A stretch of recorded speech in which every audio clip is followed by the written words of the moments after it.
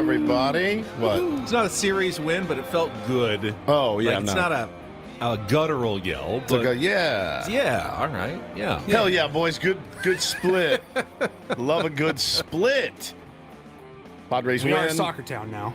The draw. That's true. We're good with draws, right? We're good with draws. No, I'm excited. Excited to be here on a Friday. Paulie, I sound a little tinny. Is that sound any different to you guys? No. See, I still complain about the audio even when I'm back in point. studio. Yeah, that's fair. It sounds like Making me want to pull my hair out. yeah. That's the line that's going to go down in Ben and Wood's history. when Dennis Lynn writes the Athletic piece on the end of this program, that's what the headline will be. I wanted to pull my hair out. The quote from young Ben Higgins over there. It does. It sounds does it sound tinny? No, it sounds fine. It sounds really tinny. I feel like you manipulate my mics to make me sound worse. That's what I feel like. You come in here, you beat me in today. I saw you over by the board turning some knobs and stuff. It sounds different. Turn down the gain or the treble is up or something. I wouldn't even know how to do that. The treble's super high. Hey, everybody, it's Woody. How are you? Like, it just sounds, the processing sounds. I wish I could change your voice that easily. I turn my bass up a little bit just so I sound like I have a deeper voice than Woods. Rickards did it. Rickards did it for years. His mic was different than everybody else. I don't know how he did it, but he did it. I'll listen to like Howard Stern. I don't know if it's a switch on his board that switches his settings, or he also has like the megaphone that changes your voice as well. But he can do like the deep voice. He does the devil voice, and it's just on a whim. He can be like, "Hello, Robin. I am Satan." And you can just talk normally though, and project that voice. We got to get some of that stuff, man. We got to get that stuff. In here. It's only been 8 years. We got to have a modulator or something, make it sound cool. But I'm Woodsy. I'll just wear it. That's what I do now. That's my new bit. I just swallow it. So if I sound like I'm in a tin can, no big deal. Paulie Reindl's our executive producer. Good morning, Paulie. Hey, how are you? Are you under the weather? Yeah, fighting something. Feel better today than I did yesterday. Should he be here right now? I don't know. I'll go home. It's always the... It's always the dilemma. I just wanted to make sure to get you guys started. Get us going. Yeah, this could be the last 10. day where he could be here, and then then he gets sick, and it's like, I wish I had just come in yesterday. I felt way better yesterday. Or this would be the day he's supposed to take off, and then tomorrow. I have no idea. Yeah, I don't know. I mean, you sound fine. Yeah, I feel fine. As long as you feel fine. Yeah. Are you a Dayquil guy? No, I'm not either. I used to be, and then I had a doctor tell me, like, that doesn't really do anything. Well, my missus swears by it. Dayquil. Oh, if you're feeling like crap, just take Dayquil. And it works for her. I've been told it doesn't actually help you in any way. It's kind of like putting a Band-Aid on your cold or your flu symptoms just for like a couple of hours. So you do feel better, but you're not getting any better. Right. But, there's no cure for the common cold. It's all symptom management. Dayquil makes my skin crawl. Like, I can't do it. I don't like the feeling. Now, NyQuil, on the other hand, no problem. Little heroin in a bottle for you. Like, here, just straight. The funny, and Dennis Leary was like, it says on the back, may cause drowsiness. It should say, don't make any effing plans, because that's what NyQuil does for you. So I'm glad you're feeling better. If you do get, sick during the show, just let us know. We can call in reinforcements, maybe. Make Adam get up. Hey, man, Paulie's just feeling like crap. Can you just come down? We got. If I wanted to do that, I would have called him at like 4:15 this morning and just been like, "Hey, I don't feel good." Hey, I should have waited until 11 p.m. That's when it maximum effect. Yes. Like, I thought I could do it, but I'm not going to be able to get up in the morning. Sorry to wake you up and tell you now have to get up at 4 a.m. Yeah, that or like, hey, bro, Paulie is deathly ill. We have he's going to be leaving in 10 minutes, so we're going to have 45 minutes left of the show. Make him come in for 45 minutes. It'd be so bad. No, it's not anywhere near that bad. Common head cold. Felt it a couple of nights ago, starting to act up. Now I'm feeling. Are you feeling it now? Yeah, absolutely. Yeah. Totally. I think you brought something back from Hawaii. I didn't. I felt great. I felt fine until you showed up. Dengue fever. I feel so good. I feel fantastic until just now, this moment. Yeah. Just now, I feel like I'm getting a cold. Well, thank you for your, how old were those lozenges that you gave me? At least 10 years old? They must have rotted in the sun because they all melted You're like, hey, you want one of together. these? It's like, yeah, that sounds great. Cool, it's going to take you 10 minutes to peel the wrapper off. I ate mine with half the wrapper on it just because they had melted in there. But anyway, Benjamin Higgins, your friendly neighborhood sports anchor, joins us as well. How are you, sir? I'm good. I have I need some advice. Sure. Advice here on this program? I believe I have a new man crush, and I don't know how to pursue it. Corey Leggett. No. Dan Fouts. No, one Tim Stauffer. Oh, he's the greatest. Wasn't he cool yesterday at the Epic Wings Epic Padres Roundtable? And loved then him. you had to scurry off to get some work done, and I stuck around and chatted with him. Dude's, I mean, we talked about Bandon Dunes. He's like a golfer. He's as solid as they get. I hear he's a really good player. He's a pitcher, of course. I now kind of have him. Yeah. I kind of have a crush on Tim Stauffer, but I don't know what to do about it. How to pursue it? Yeah, exactly. How do you pursue a man crush? A man without crush seeming overly weird about it. I have really is. I love you, man. I have a few man crushes, as you guys know. I mean, I love Skip Schumacher. He is one of my man crushes. I'm trying to think of one of the biggest all-time man crushes ever. Woods and Skip Schumacher. Also, like, you don't even have to call it a man. You just call it a crush. Yeah, like, I just have a crush on him. I mean, I'm sorry. Like, it is what it is at this point.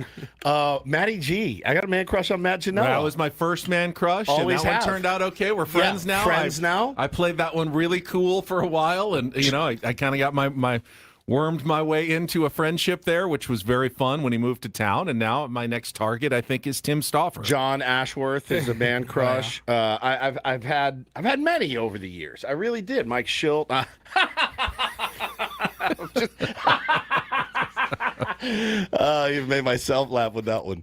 Hey boy, you want to go eat some wings with the old pal Schilty? Yeah, sure. Sounds good, man. What are you upset about today? All right, so here's what you do. I can't just text him out of the blue. So here's the thing. I don't know what to do. The crazy thing is... Strike up a conversation and ask him out on a man date. Yeah, that's exactly like Seinfeld with Keith Hernandez. It's this. We're all the same. I mean, we're still just like... And the weird thing is like, you probably don't even... You're not crushing on him because he played for the Padres. You're crushing him because he likes golf. Yeah, pretty much. And like, he just seemed really cool. He was really cool. He was really good on the round table. Hang on. Invite him to play a round of golf. Pick a nice course, get a tee time, be like, hey, man. It's harder than you think. Like, that means you need to find 5 hours. Yeah, 5 hours to hang. You figure it out. You want to go hit balls at the range? That's weird. Since when is it a challenge for you to get out on the golf course? No, it's not for me. It's usually for the other person. Like, they already have their golf groups. They have their groups. And their weekly game or whatever it is. So it's hard to weasel your way into that sort of thing. One thing I did notice when I played a bunch of golf was it was such a standard thing to say, hey, man, we got to play golf sometime. And it was standard. Like, and you're like, yeah, sounds good. But you never did because you had your group. We had the Bogey Brotherhood, right, Paulie? Like, I wasn't going to go split. If you guys were like, hey, we're playing a round today, I'm like, oh, I'm sorry, I'm playing with this guy. It just wouldn't feel right. So everybody kind of has their group. So Tim is a really good dude. So as I started this baseball team that I am fully adorned in gear because we have practice at 10:30 a.m. this morning, so I got to skedaddle, get down to practice. Is that when the fields were available? Fields are available. It's kind of a special one because the fields are available. All the kids are starting school next week. So it's like we have practice. We have a team party right after that at the farm, and which is going to be great. We have a whole day together. But Tim actually helped me get a field in Solana Beach because he's on the board.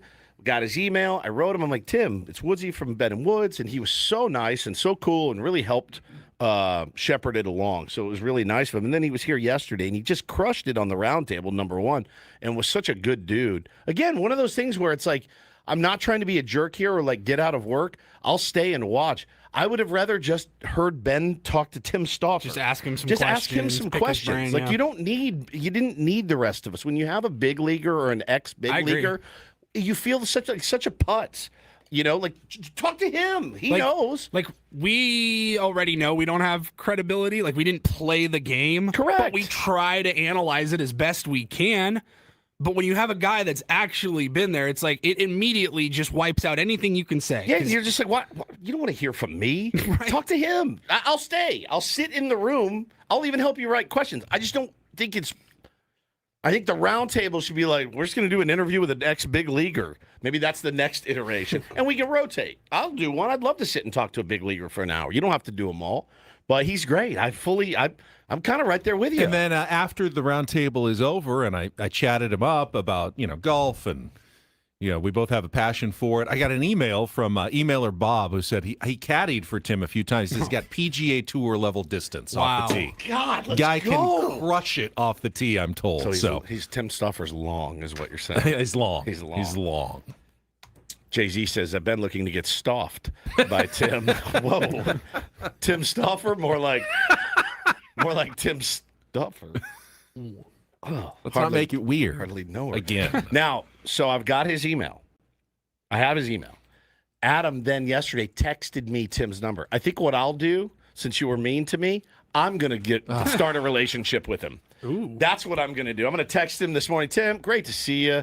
I'd be so jealous. Can we get some lunch? I want to talk about baseball and how I can coach better. Like I'll just weasel in on this.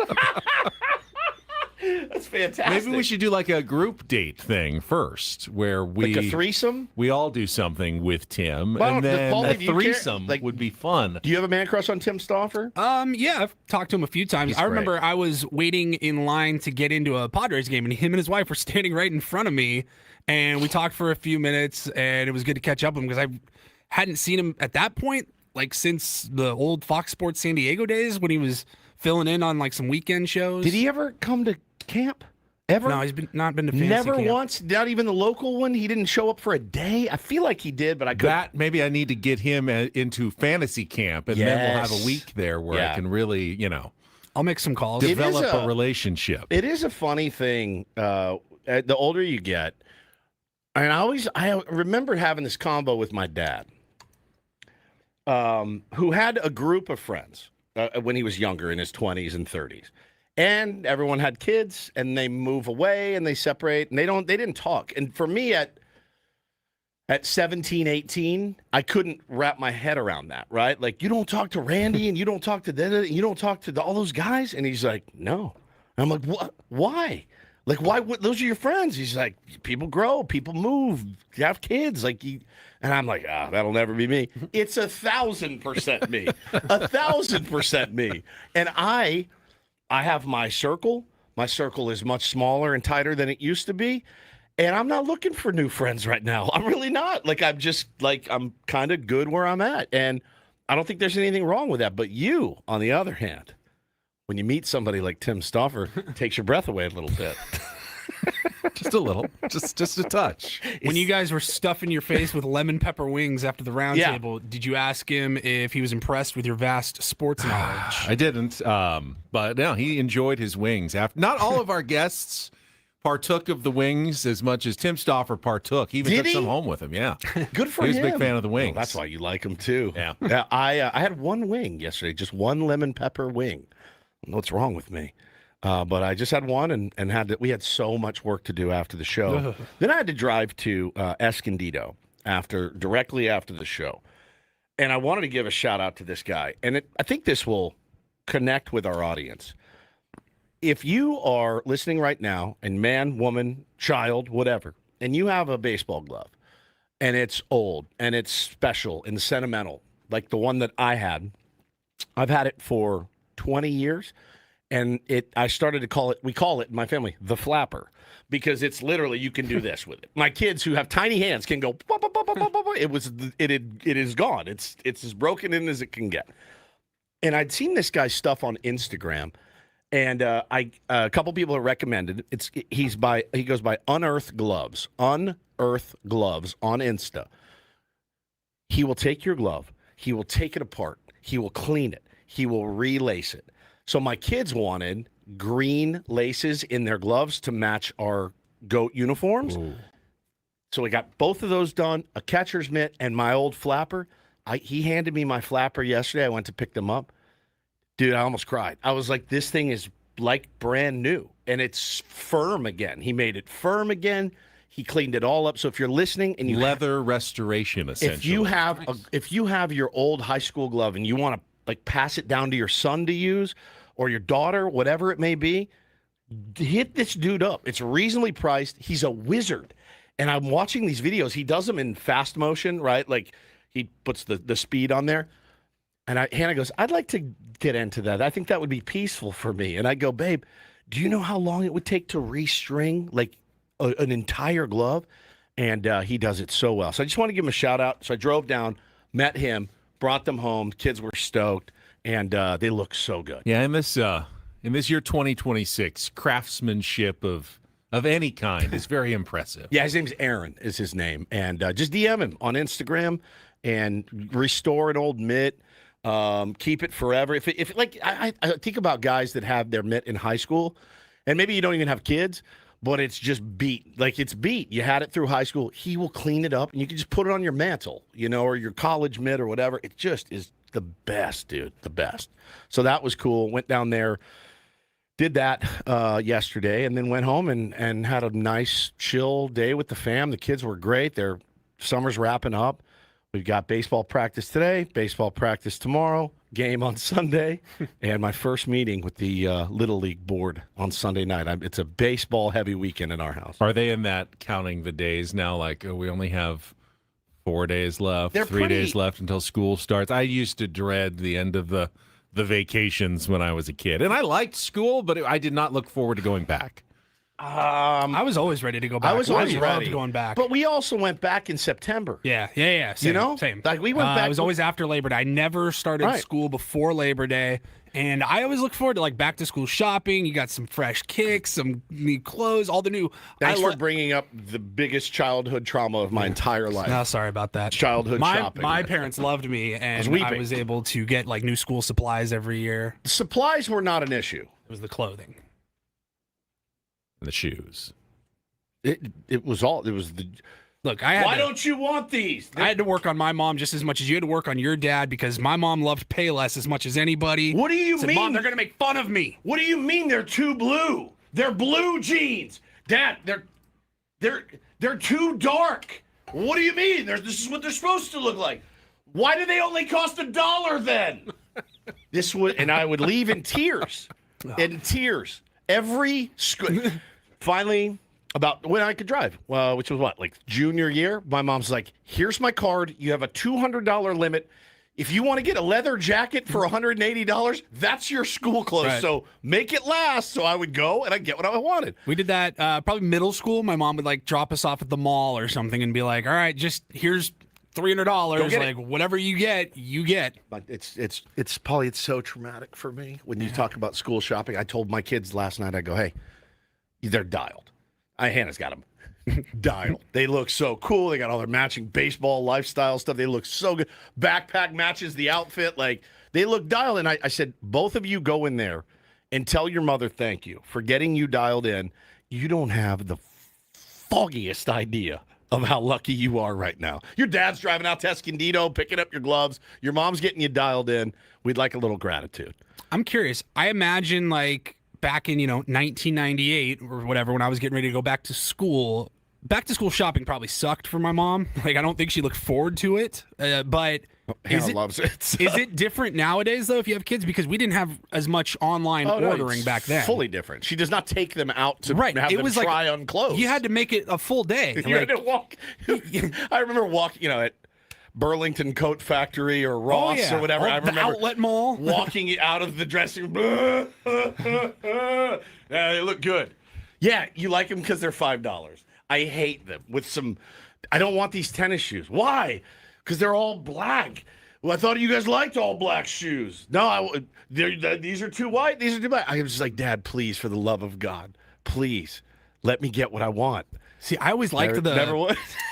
I always liked using my brand new school supplies, like whenever the new purple glue stick or whatever you got. I just hated actually buying them because you're fighting everybody. It's like these aisles where they're just bins and you're just digging for stuff. Like that part sucks. But now with Amazon and everything online ordering, easy. like you can just have it all sent to your house. You don't actually have to ever leave. I know I'm not alone in this because people are now putting the brands that their parents forced them to wear. Lee jeans.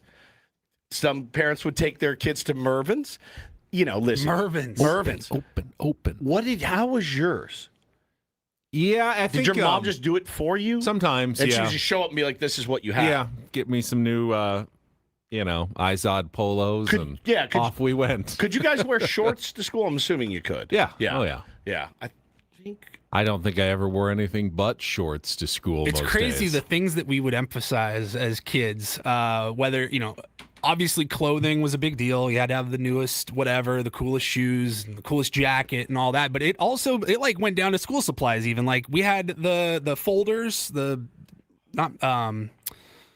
like peachy folders, and they had, you don't know what the peachy folder is? No. It's like, he's like 15 years younger than us. Yeah, I know. It's going to be different. They would all have like they had comic book ones, superhero ones, sports ones, cars. Yeah. It was just like you had to have the coolest one. It was like a little open folder with two little inserts on each side. We called it a trapper keeper. Yeah, trapper keeper. But I like to go with the most plain, colorless, like just say I didn't want red or something. I did or not blue. want superheroes or anything on mine. I just wanted like plain black No, it's like and you would pick it in blue August or whatever for the school Yeah, no, year. but all and the other you're kids did. You're committing though. You're Yeah. like, all right, I'm gonna be monster truck guy for the rest of the school year. yeah, exactly. Whatever folder that you got.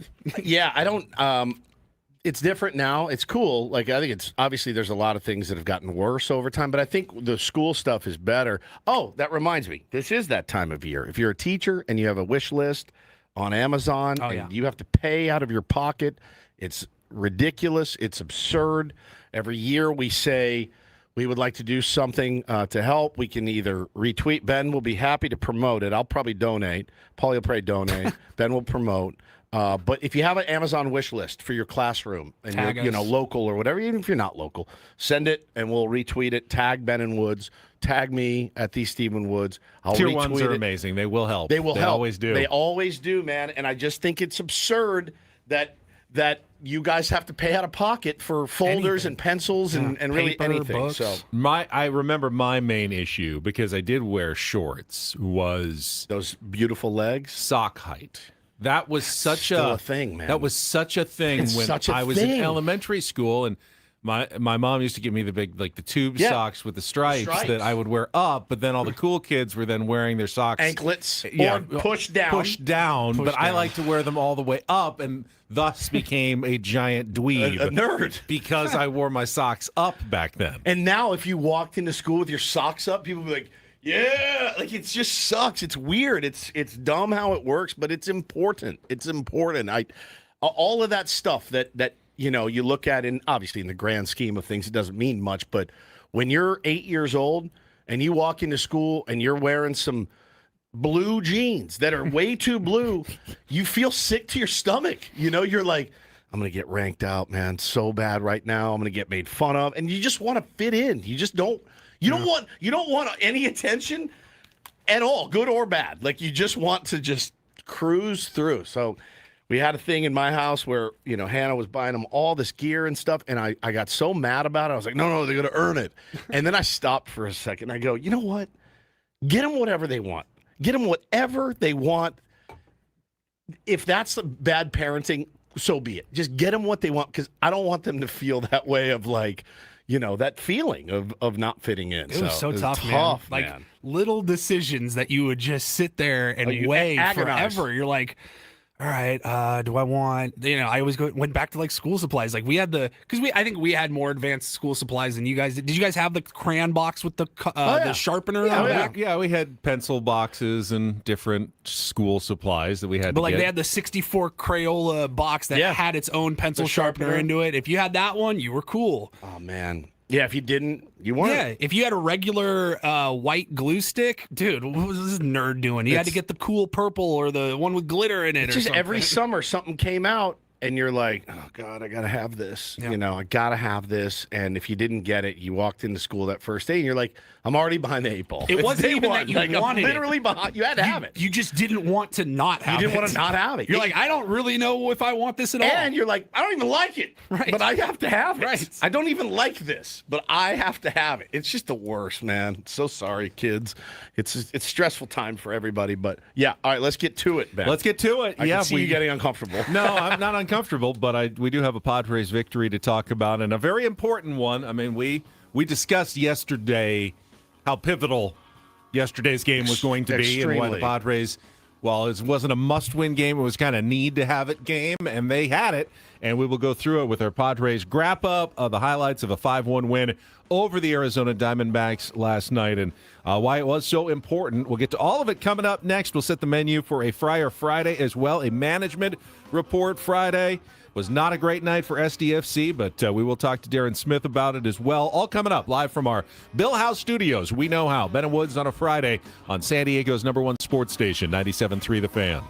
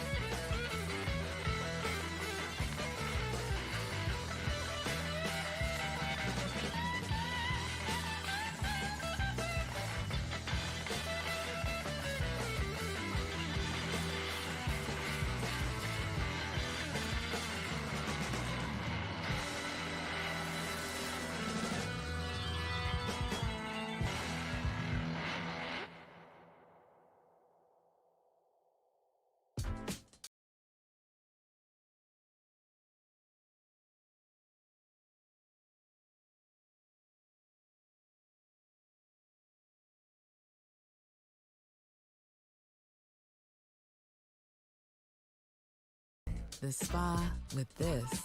Ah. And this pool on this roof. This is all for you. The all-new Hamul Casino Resort, now open.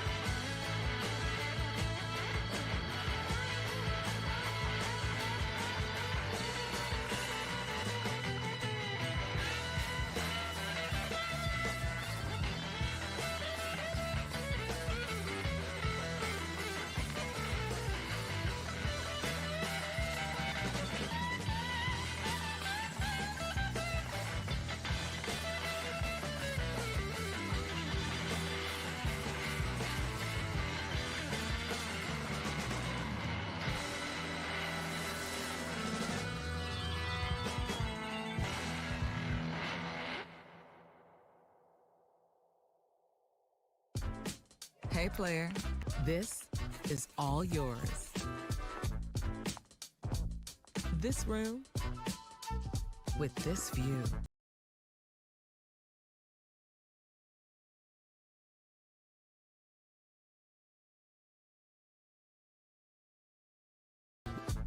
And this pool on this roof. This is all for you. The all-new Hamul Casino Resort, now open.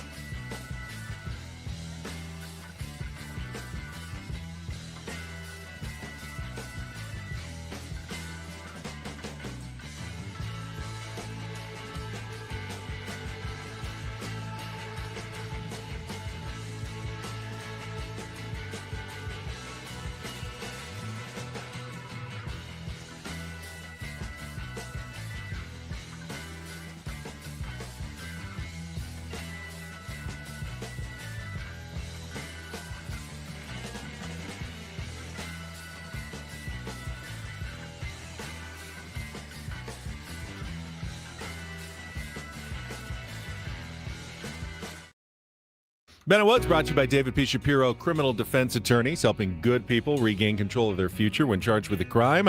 Since 2010, visit davidpshapirolaw.com. Yeah, it was another tough one south of the border last night for SDFC. They lost 3-1 to Club America in the first game of the League's Cup. We will talk about it with Darren Smith when he joins us at 7:35. There is another game tomorrow back home against the Tijuana Cholos in Game 2 of the League's Cup. How long does this tournament? So there's 3 games of pool play, and I would assume if they don't win both of them, it's probably over for them. Okay. If they win them both, maybe they can still advance to the second round, but more than likely just the game tomorrow and then next Wednesday, and then they're back to MLS play the following Saturday. So, yeah, they fell behind early, down 3, zip at half, and played better in the second half, scored a goal, but never really threatened to come back. Outshot massively. It was just another tough one at altitude against a really good opponent. As a new soccer fan, this is something I'm going to have to get used to. Hey, I know where you guys are scrapping and fighting for a playoff spot. We're going to take a little break. We're going to play this other tournament. True. It's weird. like, hey, baseball fans, right in the middle of the pennant race, we're going to go do some barnstorming. We're going to go play some of the best Japanese club teams. Right in the middle of the year. Little tournament right in the middle of the year. Take a little break. That's how they do it in soccer. We're going to play all our regulars and everything else. And, I know it's important to have good arms ready for you in the playoffs, but we have a tournament in Europe. We're going to go play it. I'm going to have to get used to it, and I understand it. Darren will join us at 7:35 on our SDCCU fan hotline. It's not Big Bank Banking. It is better than our SDCCU management report. Comes your way at 8 o'clock this morning, and we will be joined by the CEO of the San Diego Padres, Erik Greupner. And I'm told we can get an update on the ownership transition. Yep. Seems like they're getting really close. We had the report earlier this week that they've passed it through the committee of owners, and now they're just awaiting the full vote. Probably a formality, but we could have more news on Kwanzaa Jones and Jose E. Feliciano from Erik Greupner. I don't think it gets to this point if they don't already know that they're going to get the vote. I think we would have heard rumblings like, hey, there's a holdup, there's something going on. Once it's through committee. Trouble afoot. Just emphasizing when you said it's a formality at this point. Yeah, I don't think there's any concern. Well, but we'll ask Erik about it. We've seen weirder things happen. Yeah, we'll get an update on what's going on from him and post-trade deadline San Diego Padres and season ticket renewals, all that good stuff from the top of the chain, as it were, at Petco Park. The CEO will join us coming up at 8 o'clock. We will play our last game of the week at 8:20, take on Woods. Chance to win those tickets to Muse at North Island Credit Union Amphitheater. MLB Reacharound, Reindl Report headlines in our 9 o'clock hour. Paulie says he's got a bunch. We may go over the allotted Reindl Report time because we actually didn't get to one on Wednesday. And then yesterday we had the short show with the Epic. So we're like in arrears on the Reindl Report for a Friday. So should have a lot to get to as we get to 10 o'clock and head out for our weekend. But first, we want to talk about last night's game, the one the Padres had to have. And it wasn't just me. AJ Cassavell put out a video explaining why yesterday's game was worth like triple a normal game with tiebreakers, with the head-to-head, needing to, get back even in the season series with the Arizona Diamondbacks. I can't believe he stole your bit. Can't believe it. I think AJ can come up with the bit on his own. I know. I was kidding. He's a smart Somebody fella. wrote you, and they're like, No, somebody who's I was actually excited, like validated yeah. when AJ agreed that this was an important game because You need that validation? A lot of times, like Craig Stammen, players will downplay all year long. Like it's just one of 162. It's just another game, and for the most part, they are right. Yes, we as fans blow up games in the regular season a little too much. Oh, it's a Dodgers series in May. We're so hyped up for it, and the players are like, dude, it's just another game. We play a ton of these. Even the player said it last night. But yesterday's game was actually extra important for a regular season game, and it was encouraging how well the Padres came out and played in the game. In fact, 5-1 probably doesn't tell the whole story of that game last night. Padres could have scored quite a few more runs based on how they were drilling the ball early. Let's get to our wrap-up. We'll get to all the highlights, check traffic, and then we will discuss the performance of the pitching staff, the offense, and more coming up next year on 97.3 The Fan.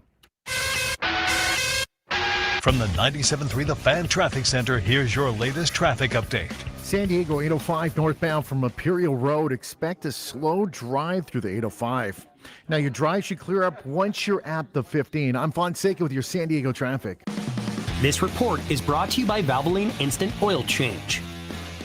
Before your next summer road trip, stop by Valvoline Instant Oil Change. With no appointment needed, it's an easy way to help keep your vehicle running at its best. Valvoline Instant Oil Change, your 15-minute drive-through oil change. Coupons at SoCalOilChange.com. I love winning, man. I love winning. You hear what I'm saying? It's like better than losing. Are you ready? How did things play out in yesterday's game? I liked last night's game. It's time for the Padres Wrap-Up with Ben and Woods. You guys are the voice of San Diego. Brought to you by Hamul Casino Resort. Hey, player, the rooftop pool's open. Day passes are available, and the spa is calling your name. Hamul Casino Resort, the player's place. And Machado hits it hard on the ground to shortstop. Perdomo's got it to second one. Marte on to first in time. A double play will bring Tatis home, and the Padres have a 1-0 lead here in the first. 3-2. Runners lead. Here's the pitch. And Machado hits a ground ball up the middle. Perdomo way to his left has it. Loses the handle. Fires to first. And in time. Cronenworth comes in to score to make it 2-0. But what would have been or should have been a double play turns into just one out when Perdomo could not find the handle. Here's the 3-1 pitch. And France swings, sends it in the air to right field. Carroll over towards the line. Long run, he'll make the catch. Tatis tagging on his way. Here's the throw, no chance to get him. Scores standing up. Rengifo also tags and advances to third, a sac fly, and now 3-0. Carroll dancing at second, not going anywhere. And the 0-1 smacked into right field. That's a base hit. Carroll racing around third. He'll come in to score. Fernando's throw will go to second base. 2-out RBI single. Gabby Moreno, it's 3-1. Pitch from Fermin is laced into center field. That's down to the base hit. Merrill rounding third on his way. Waldschmidt's throw is cut by Marte. An RBI single for Freddie Fermin. And the Padres have added on. It's 4-1. Here's the 0-2. And Merrill hits it hard on the ground. Right side under the glove of Tawa into right field and a base hit. Machado trots home from third, and it's 5-1. Now the pitch, and Tawa swings and misses. Strike three. Couple of Ks for Mason Miller, who seals the deal here tonight. And the Padres take care of their business with a 5-1 win over the Diamondbacks, and they split this 4-game series, 2 games apiece. Yeah, we were down 2 games to the Diamondbacks in the wild card, and now we're down 1 game. We've got a lot of work to do, but today is a good step in the right direction. This series is a big series, came out as a split. We played these guys pretty even all year round. So, we'll see them again later in the year in a 3-game series. Could be the decider of it all, but it's good that we're even going into that series. Yeah, it's just math. If the Padres had lost the game yesterday and fallen 3 back and been down 2 games in the season series, it would have been a much tougher climb to the end of the year. Now, it may still be a tough climb. We've got no idea what's going to happen over the next month and a half. But now, if you go into that last series against the Arizona Diamondbacks as the 2 teams fighting for the last playoff spot, which very, very well seems like it could happen, like between those 2 teams, all you have to do is be within a game of Arizona, and you win the series, you win the tiebreaker, and you take the playoff spot. If you had lost, then you needed to basically have to sweep that series if you were anywhere within 3 games either way, which would have been a much tougher challenge. So that was a big one yesterday for your San Diego Padres. Yeah. And I don't understand. I mean, I've never understood it. You've never understood it. The Padres offense. We saw in the first game of the series, they did nothing, and then they hit the ball all over the place against Eduardo Rodriguez, and then they did nothing. And then yesterday, while they only scored 5 runs, they were scorching the ball all over the place against Cole Drake. I thought this kid was going to be out after an inning and a third. And he was, with some sensational defensive plays. 3 or 4 web gem style catches. There were some foul balls that looked like plenty of home run distance, just a little out in front of it. The ball was just launching off the bat against this guy. The Padres offense looked very locked in earlier. What's the difference, though? They were all lefties. Only one was heralded, Eduardo Rodriguez. They got him. One wasn't. They couldn't get him. This guy wasn't. They kind of did get him. I don't know. Is it arm angles? Is it bat paths? And I just don't know if there's a number. Like, how do you know whether the Padres are going to hit a guy or not? I can never tell. There's so much luck involved in the game, too. And so much bad luck. Gavin Sheets right now, who is just scuffling as badly as anybody, and is fighting through plantar fasciitis in his foot. Did I say that right? Plantar fasciitis. Yeah. Oh, it's fasci. Do I say fasciitis? I think it's plantar fasciitis. I thought it was fasciitis. I don't think it's I've heard fasciitis. it the other way. Fasciitis. Fasciitis. Yeah. So he's fighting through that, which is awful. I've got it. Hannah's got it. It's terrible. It's just the worst. You can't really do much. And he's grinding through it. He's kind of downplaying it. My man hit a ball last night, you guys. 105 miles an hour. A home run.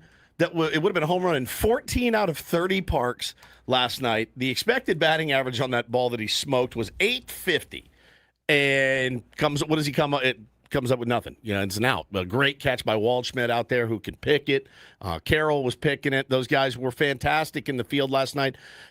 Thank God you scored enough to win because you had that. You didn't let that momentum that the Diamondbacks were building in that game. Like, doesn't matter where you hit it, we're going to get it, man. Perdomo booting that ball kind of made you breathe a little bit easier. Not an error, but a missed play. They would have scored the 1 run anyway, again on a double play, but they wouldn't have gotten the sac fly after that, so it was still important. It was huge, and you got production from the bottom of your order with Freddie Fermin getting an RBI, Xander Bogaerts getting a couple of knocks last night. Like, that's how you draw it up, but there's been I wish maybe the faster we all get it through our thick heads that you can't prognosticate this game. As much as we all want to, and as much as you want to look at it and go, well, we should light this guy up, or this guy should dominate us. Eduardo Rodriguez should have dominated us. We should have beaten the other 3. We didn't. We beat 1. We have a stupid job where we have to predict and project what we think is going to happen for 4 hours do it every in this morning. game. You will always look stupid. You never know what a guy, he's his 4th start. He's got a 7 ERA. Well, guess what he learned 2 days ago? He learned that he was tipping his pitches, or he learned that, I can cut it if I do this, and now my cutter is nastier, right? Like, these are the things that don't show up, that you can't prognosticate. It's hard to just, we're just going to sit back and enjoy a ball game tonight.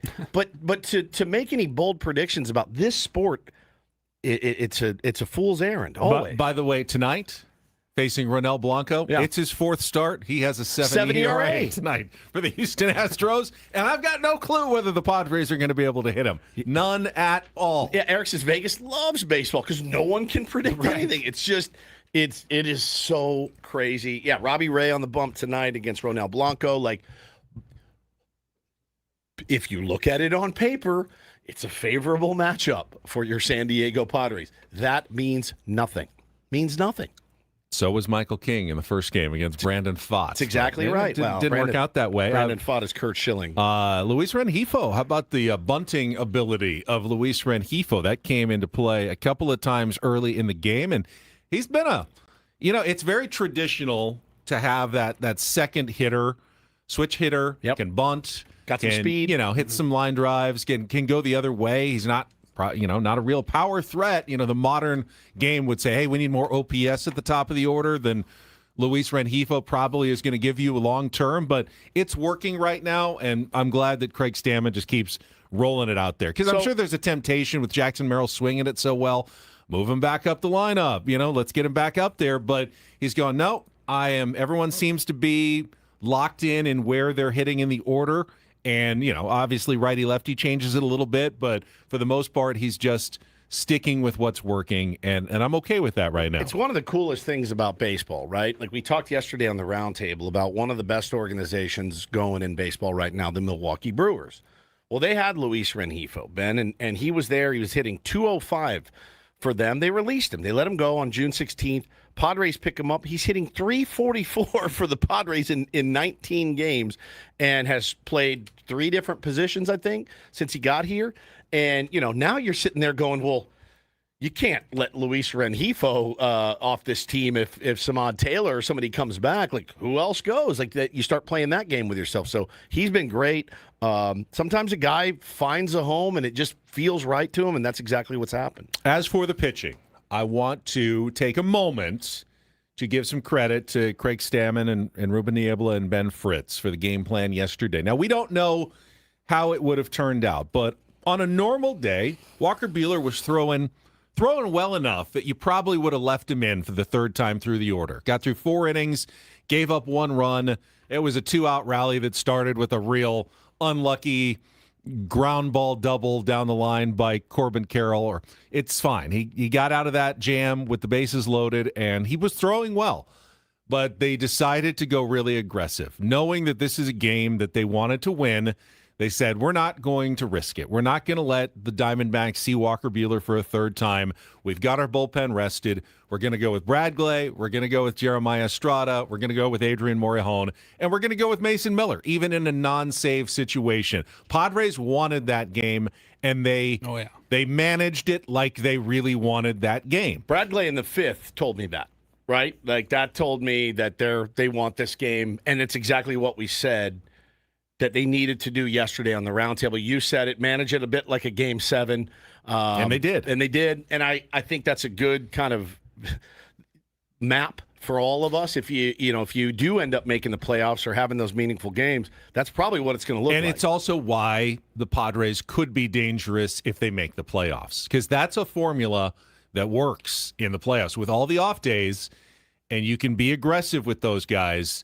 That is something that you don't want to be facing, against the San Diego Padres, is them unleashing their top bullpen guys starting in the 4th or 5th inning. And that's before, Jason Adam and David Morgan come back. Yeah. I mean, you could literally get 3 inning starts from your entire rotation if you wanted through the most of the postseason and not be in a bad spot, because if you've got a healthy bullpen, that makes the Padres very dangerous. So, yeah, maybe Walker Buehler would have thrown 6 innings and gotten a quality start. We'll never know, and I'm glad we will never know, because the Padres wanted to win that game and managed it like they had to win that game. I think we should all be in agreement that Walker Buehler probably shouldn't ever face the lineup the third time through, unless you have a 7-6 It's run. the second inning that usually gives him so much trouble, and he actually had a nice, smooth second inning. I go, okay, maybe this isn't. Then the third, he started getting a little bit of trouble. But you're right. Yeah, he's always kind of pissed. Randy when he gets Vasquez taken probably out. shouldn't. He always gets pissed when he's taken out, and it's like he's getting better. I think I think he's starting to. He was mad last night. He said, "I was mad." He goes, "I don't want to talk about it." We get it. You're so intense. We get it. Like, he has to project competitiveness. But you also have to know. You have to know what you are, and you did your job last night. You gave up 1 run in 4 innings. This is what we need. I really wish baseball would change the rule and let starting pitchers who go whatever 4. If they're the most effective pitcher and they go the longest, then give them the win. Mason Miller should get every win because he's the most effective Fine, pitcher but- I've ever seen in my life. but he's 68 To and me, 0. there's no reason why Walker Buehler should have not gotten the win over Bradley Rodriguez. I mean, it's a dumb rule at this point with the way that starters are used and the way you have openers and bulk guys. Yeah, you have to change it at Just some point. give the win to the starter if they were the most, effective pitcher who went the longest. It shouldn't matter if you go 5. There's not some magic number at 5 innings that changes the course of history because the guy went 5 innings anymore. But that's just my own personal. All wins are not created peeve. equal in the big league. They're just not. All right, let's take a timeout. When we come back, we did get an update.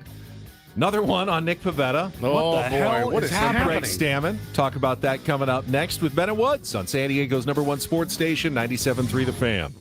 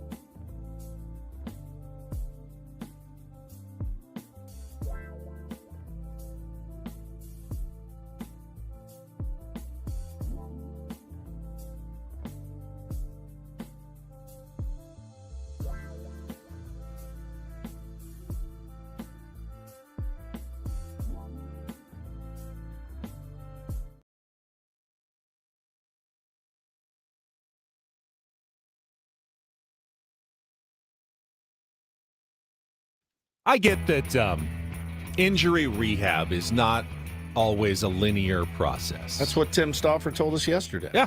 Well, it was Your boyfriend. He has gone through the flexor tendon injury in his own career, and we asked him about his recovery as it relates to Nick Pivetta trying to come back. I also understand that it is not always in the best interest of a baseball organization to be completely transparent about their injuries. We were talking before the show that in 2024, Padres knew all season long that Joe Musgrove's elbow was hanging by a thread and could go at any moment. But we got no wind of that from anybody until after it blew in the playoff series against the Atlanta Braves. That was probably smart of the Padres not to let everybody know what a dicey situation they had going with Joe Musgrove all year long. That's not bad management. That's what you have to do. But right now, when it comes to Nick Pivetta, I'm sensing a little internal conflict as to what exactly is going on with his rehab. The whole on Tuesday morning thing where he walked off the mound, then ended up throwing a bullpen, and then Craig Stammen explains the next day why that was perfectly fine and okay. Right.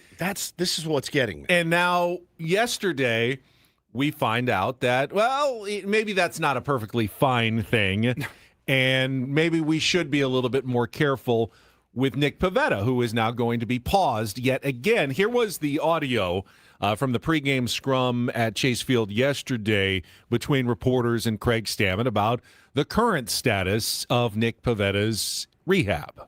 Any update on Nick and Joe? I mean, obviously the day after was the big day, but day after can also be telling also. Yeah, both, status quo continued with their throwing programs today, and the next steps will probably be a little bit different for Nick, but Joe's kind of on schedule to make his next rehab start.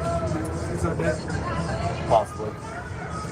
Different in what way? Like no bullpen? We'll probably give him a couple extra days to figure out what is going on, and if you need to pull him back a little bit, or if we can just keep going. Just to be clear, has there been anything new evaluation-wise with Nick, or is it just because of what happened? Yeah. Hold off a little bit? Yeah. I think anytime someone comes off the mound in the middle of an inning when they're rehabbing an elbow injury, we got to pause just a little bit. It'd be. That's the part, I have a question. That's the part that made my head spin. Okay. So why didn't you pause? I think that is a reasonable way to go about things. If a pitcher who is on a rehab assignment walks out of the game, removes himself from the game, if it's an organizational policy, which I imagine it is for all 30 teams, we're going to press pause and figure out what's going on. Hold up. That makes sense to me. I can get on board with that. I can't quite understand why he would then go and rip 30-ish pitches at, max velo reportedly in a bullpen. I don't know, half an hour after removing him from the game. That makes no sense to me. I can only speculate. Eric in our chat says Nick wants that option bad. Again, remember, there's a clause in his contract if he spends whatever it is, 130 straight days on the injured list with specifically a flexor injury in his arm because he had one before they signed with him, that he loses his player option at the end of this season and it becomes a team option. That's a valuable thing for a player to have their own future in their hands as opposed to that future then being controlled by your club. So is this what we're looking at, that Nick Pivetta is probably pushing himself harder than he should to get back because of this, quite frankly, artificial deadline in his contract?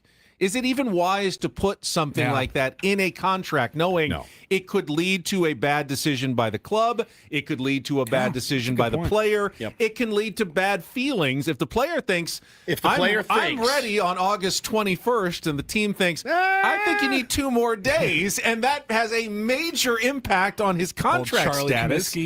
We are really in a weird spot between the organization and Nick Pivetta and what is actually best. I mean, I see why the team would put that in there. That's like an insurance policy for them. But you play it out like it's playing out right now, and there's totally a reason for the player to want to push it. And think about how confusing this is. You could have a trainer or a doctor who truly has Nick Pavetta's best interest in mind. And he's telling Nick, you're getting close.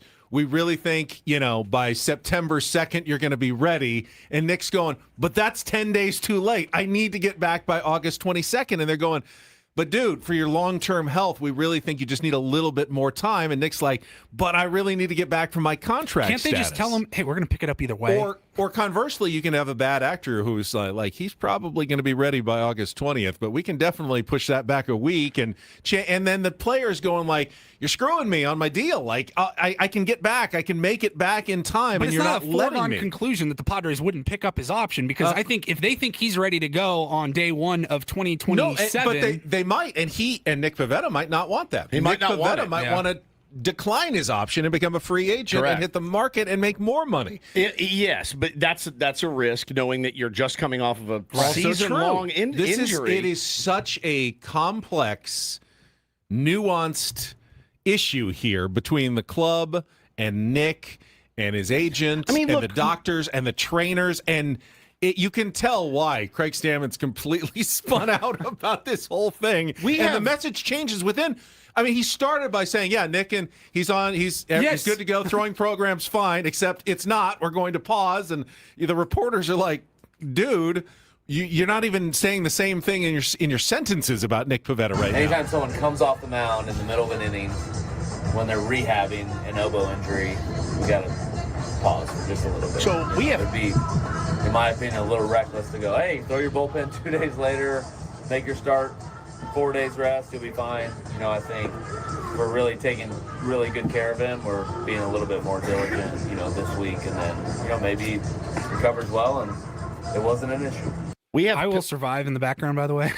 We have paid a lot My worse. elbow will survive. We've paid a lot worse players to rehab than Nick Pivetta. I'll tell you that. 100%. So if it does mean, hey man, and I'm sure guys can get in a room and go, all right, let's. Mike Clevenger, Drew Pomeranz. 100%. We've seen this for years. It's seen it for years. And I will say this. This is not an organization I worry about doing the old, let's push them out because we don't want to. They pay everybody. They pay guys they should have never have paid. I feel like A.J. Preller roots for his own guys to make more money and hit all feel their like he does. contract bonuses and everything. Who he don't? wants them all to do as well as they possibly can. Name one player we've nickeled and dimed. Name one. I challenge you. Drew Pomeranz owes his entire life to the Padres. Name one The Padres player. don't nickel and dime their guys. They 50 and 100 them. I mean, and name a player that they're like, well, we can't bring him up. We don't want to start his serve. We started. I'm surprised Salas isn't up. So this is not that organization.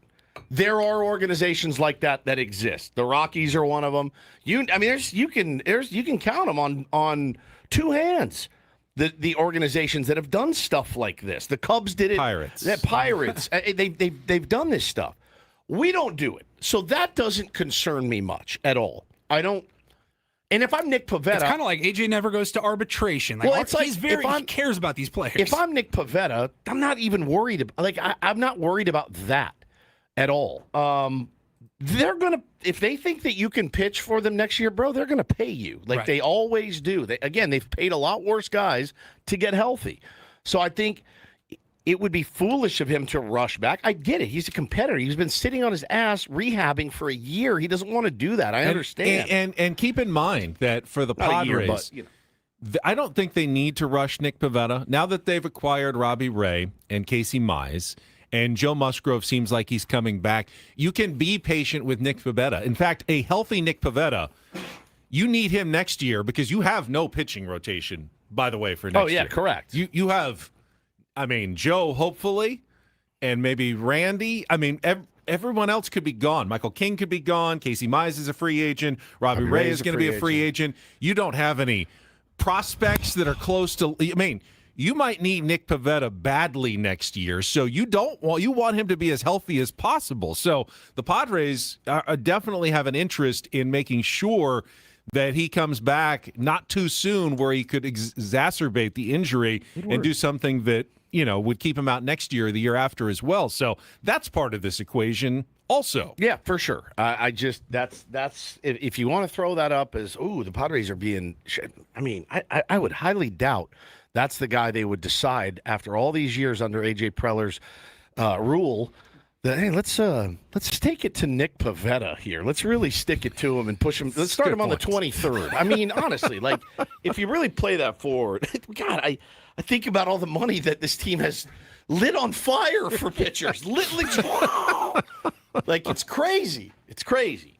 And, it has happened in baseball. It happens in football. It's pretty much why the White Sox decided to throw the World Series. It's exactly why. Comiskey earlier, That's exactly it literally why they happened did it. like that. That's exactly why they did it. Innings bonus or whatever, wins. Yeah, that's right, man. So it happens in football.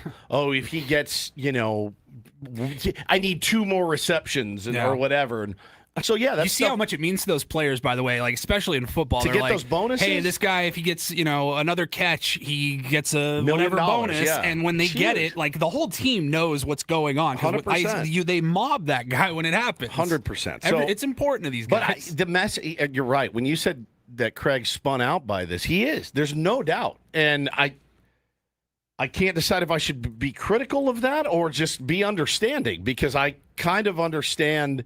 What I don't understand is this. Like what Paulie said, when a guy walks off the mound, if you're going to pause, then you should pause and hold for a couple of days. I don't think anybody criticizes you if you pause. Nobody. And the fact that he was like, it's tight, but I feel good enough. I'm going to go throw 30. Well, who was there to make sure he didn't do that? But again, these guys they're autonomous. Yes, they play for a team. But they're autonomous in that I'm the only one that knows what's going on inside my head, and I'm the only one. They have their own agency. Yeah. No one knows how they are feeling exactly in that arm other than themselves. That's right. That's right. So, and there's guys who have imaging that looks like, their elbow is Swiss cheese, and they go, I feel fine. I feel good. And they pitch for years that way. I mean, it does happen. It happens. And you have guys whose elbows imaging looks great. And they go, can't go. I can't go. It hurts, man. And, I just can't spin it. I can't do what I normally do. So you are reliant on the feedback you get from that player to really make the vast majority of your decisions. And everything else is just best practices. And what Craig Stammen is talking about here is best practices. You walk off the mound, we have to be cautious. And we have to at least pause and why for a couple of days. Yeah. Why I don't know. I don't know why they didn't stop him from throwing that bullpen. I think that's why there was so much speculation that, was it really an injury, or was he just embarrassed and walked off the mound thinking the inning was over just because of the body language and then the fact that he threw again? And the thing that doesn't there's make a sense. cover-up on that, but if that was the case, then they probably have to just come clean and go, yeah, he's still on program because he didn't really feel anything. That just was a weird situation. I think he really did feel something, but... If I wanted to make sure I got my bonus or whatever, and I was throwing and something felt weird, I'd walk off the mound. That to me, so it doesn't make sense that he would then go throw 30 more pitches. No, and the other thing is, I don't think anybody directed him to. Well, you're not going to finish this inning. Get down there and throw 30. You know what I mean? I don't think it was anything like that. But if he was really worried about, that getting to that date, wouldn't the walk off the mound be, nope, this is self-preservation? Going down to that bullpen and throwing 30 more is not self-preservation. I don't know what it is. So it's just a weird situation altogether. K-Law says, do you think it was Nick's decision alone to throw more in the bullpen? I do. I think I do. I think 1,000%. Yes, do the Padres send somebody out there, or is he just telling the Elsinore guys, hey, I'm good, I'm going to throw? I mean, everyone there in the Lake Elsinore Storm uniform is a Padre. They're in the organization. Someone's communicating with them. Did someone tell Nick, I don't think this is a good idea? I mean, how do you stop the guy? Like, lock the bullpen door. You can't go do it. If he wants to do it and he wants to throw, he's going to find a way to throw. I don't know if that's what happened or not. I mean, it is a weird situation all around. Mr. B says the Padres need to protect the players from themselves. I think it's why we're seeing Joe 2 years later. He overdid it trying to come back too soon. I mean, here's the thing, Mr. B. These guys aren't little leaguers. They're not 14-year-olds. They're not 50. Those are the kids you need to protect from themselves. These are professional baseball players. They are professional. They come to you and they say, look, it hurts, but I can go. And I want to go. And I need to go. I want to make sure, they're guaranteed contracts, so they're going to get paid. But I need to be out there. I need to be helping my team. I think I can get through it. I think I can fight through it. It's such a big part of sports. we always laud the guy that is fighting through it. You know, how much praise did we give Manny for playing on one ankle, even though he's hitting like $110? May have been bringing the team down. But what that did was the other guys that were banged up and nicked up go, well, I got to be out there. If Manny's out there on one ankle and he's getting 4 hours of treatment every day, I got to do it. And David J. says, with Mad Friars, there were multiple front office and pitching development group guys in Elsinore on Tuesday. You would absolutely think so. With It Joe was a Musgrove big and day Nick for Pivetta two being guys there. out there. They were watching it closely. Just adds to the whole weirdness of the situation. Hell, I don't even know that we mentioned it. The Dodgers probably had people there because Tyler Glass now was pitching on the other side of that 100%. game. It was the place to be. That was than the crazy. fact it was 11 like a.m. in Lake Elsinore. 95 and in Lake Elsinore, but it was Probably the place the biggest to be. game Lake Elsinore's ever had. One of them, Maybe, for yeah. sure. Well, and you know, I think Tyler went his 2 innings. It's easier to pitch the 2 innings if you were never actually hurt. You know, that's the good thing. If you're never hurt, you were just chilling because you need to be ready for the postseason push. Yeah, you come back feeling pretty good. So we need to take a timeout. We've got Don't Do This before Darren Smith. I don't know how many people have basically lost their introductory news conference so badly that they may now not be able to effectively do their job anymore. Yeah. But we had a situation in college sports yesterday. Definitely rises to Don't Do This. We'll get to that coming up next with Ben and Woods on a Friday morning on San Diego's #1 sports station, 97.3 The Fan. First, though, when your baseball team is in the hunt, every decision matters. Preparation shows up. Mistakes get magnified. That's the same mindset people need heading into retirement. Once you're close, there's less room for error. Market downturns, inflation, or poor timing can have a bigger impact. That's why Trajan Wealth helps people prepare before it's crunch time. TRAJANwealth.com. Their fiduciary advisors help build income and investment strategies designed to weather volatility. And fiduciary, that's important. That means they must have your best interests in mind. They're not trying to sell you specific products to make commissions. They just want to help your future.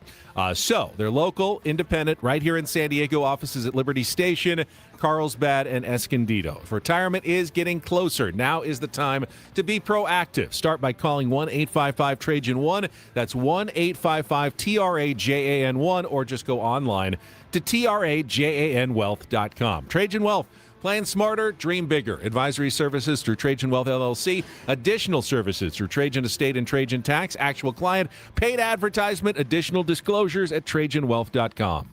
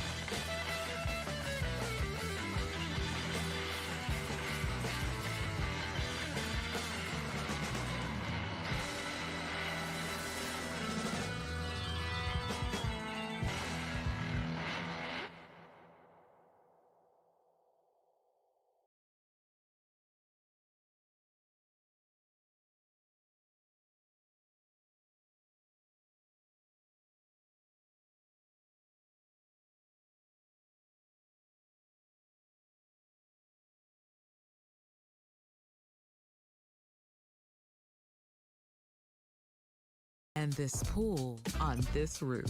This is all for you. The all-new Hamul Casino Resort, now open.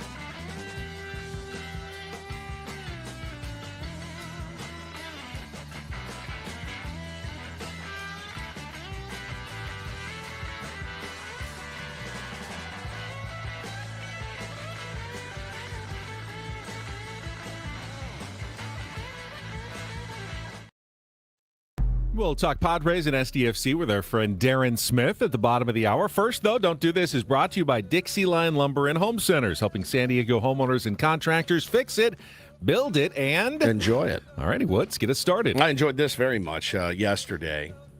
Purdue, the Boilermakers, they've got a new athletic director, Tommy McClellan, and he stepped to the podium yesterday and delivered a message that has ruffled the feathers of pretty much everybody in sports. Listen to how he kind of opened his press conference yesterday. Every recruit, every current student athlete will hear this message repeatedly. We are here to win championships. If you don't want to win championships, go to Indiana. They just won the. Who's going to tell him? They just won the national title. Yeah. Kurt Signetti. They beat the Boilermakers last year 56-3 to end the regular season on their way to a perfect 16-0 record and the national title. Saw people already scheduling that date. I think it's in November of this year. But in 2024, they beat Purdue 66-0. So, slight improvement, I guess. It's like when A.J. Preller was recruiting Shohei Ohtani. I remember he said, look, we're the San Diego Padres. We're here to win World Series championships. If you don't want to win a World Series championship, go to the Dodgers. You can go to the Dodgers. Go to the Dodgers. Exactly. We're here to win championships. You don't want to do that, go to L.A. I don't know if he was just trying to save face. Afterwards, he said it was a joke. But if it was, it went over Everyone's like a head. lead balloon. I mean, that one, I don't even get it. There's dry humor and there's just non-humor. That I don't even get it. They just won a national championship. Like it just happened. Purple says Kurt Signetti is going to rip his face off and wear it. Signetti is a lunatic. All right, it was great, though. It was great. Pablo Torre just keeps finding out about Kawhi Leonard. It's just not going the NBA well. must hate this guy. For Kawhi and Uncle Dennis and the Clippers, because after months of the scandal involving the environmental sponsorship that was, thought to be a way to circumvent the salary cap that he had done already, Pablo Torre found out again on his podcast yesterday, saying that he has talked to sources that there was also another seven-figure, multi-million-dollar sponsorship Another one. under the table with Daktronics, the scoreboard operator at the Intuit Dome, the company that makes scoreboards and made their big, giant scoreboard at the new arena. Don't remember seeing a lot of TV commercials lately with Kawhi Leonard for Daktronics either. Hey, when I score points, I love it when they put it up on the Daktronics scoreboard. It's the only scoreboard I use. Why? Daktronics. Simply the best. According to his high-level source that Pablo Torre talked to, they said it was 1,000% a way to circumvent the salary cap. It was funneling money from the Clippers through Daktronics back to Kawhi. What's going to happen to him? I don't know. He Because, got traded, again, right? Or he free agent? he was traded to Toronto, but they then nixed the deal because the investigation's still going.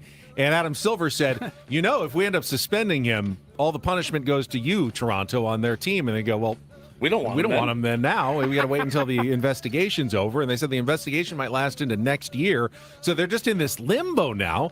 And again, I'm still not sure if you can pin any of this on Kawhi. It may all end up being on the Clippers, for funneling the money that they weren't supposed to. Now, I have no doubt that Kawhi or Uncle Dennis or Kawhi's people facilitated and asked for this, but it's really the Clippers' responsibility to say no, and if you won't sign with us, then you won't sign with us. But we can't break NBA rules just to find a way to sign you. I wish a company would take the extra mile to try to funnel me more money. Right. It actually bums me out. This company actively works against me making money, which we talked about earlier in the year. We'll go back and revisit that. You don't have any under-the-table sponsorships? No, mine are. I pay. I have to actually. Anything I do ends up costing me money, as you know. Yes, I do. As you know. So I don't know. Like in the world, I think it's obviously very shady and very illegal, but it doesn't move my needle very much. You know what I mean? I'm like, rich guy wanted more money. Like I don't know. I feel like this happens Even all the richer time. guy gave it Even to richer, him. yeah. Like okay, slap it like.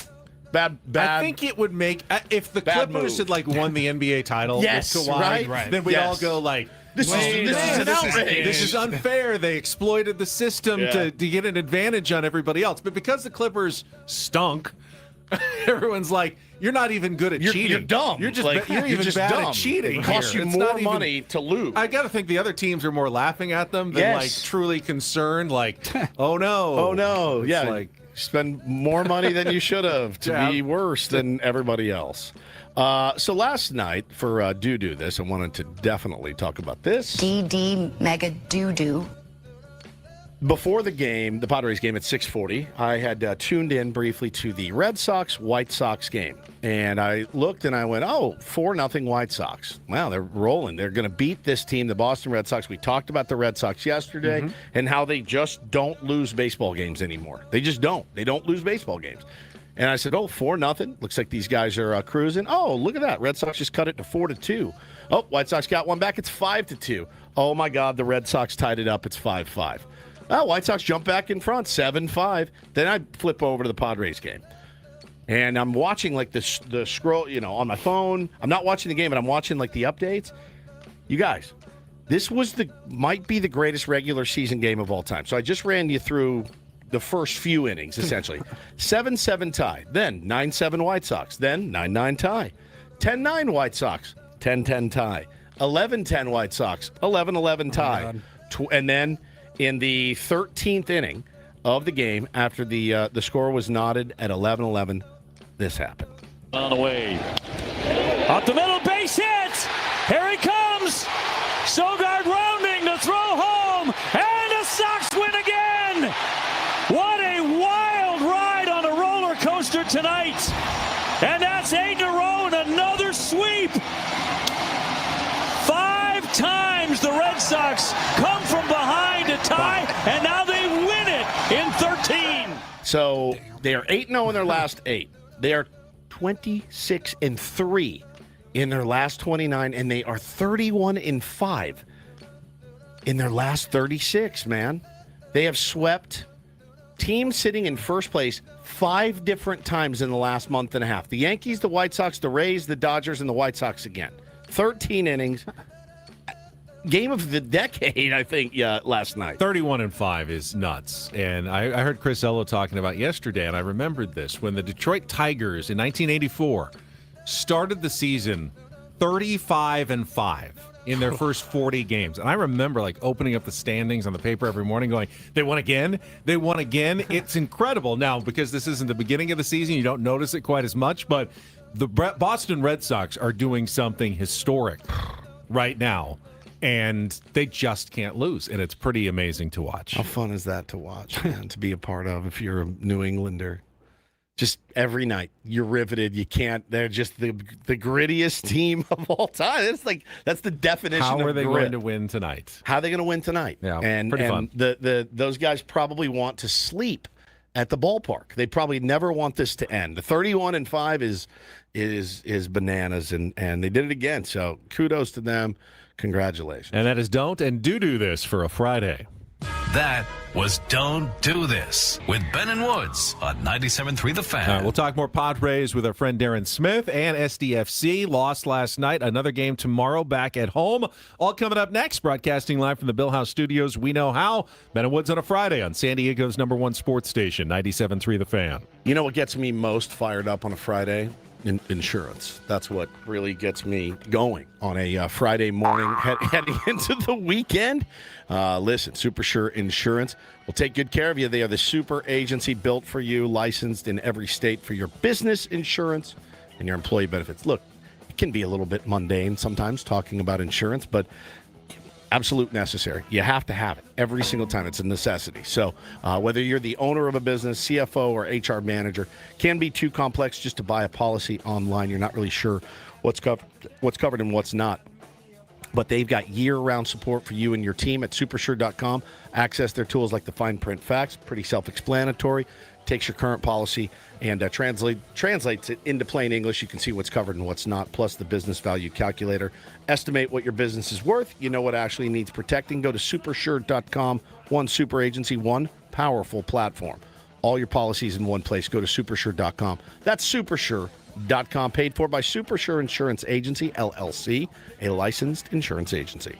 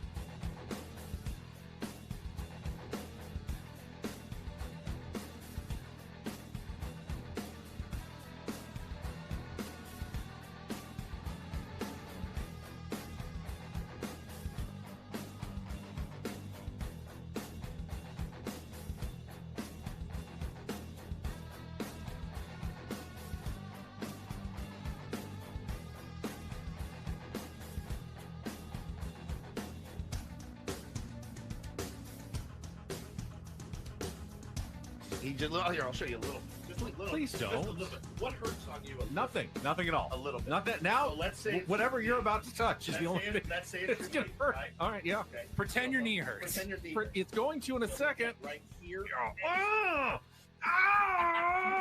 That is not pleasant. Hey, player, this is all yours.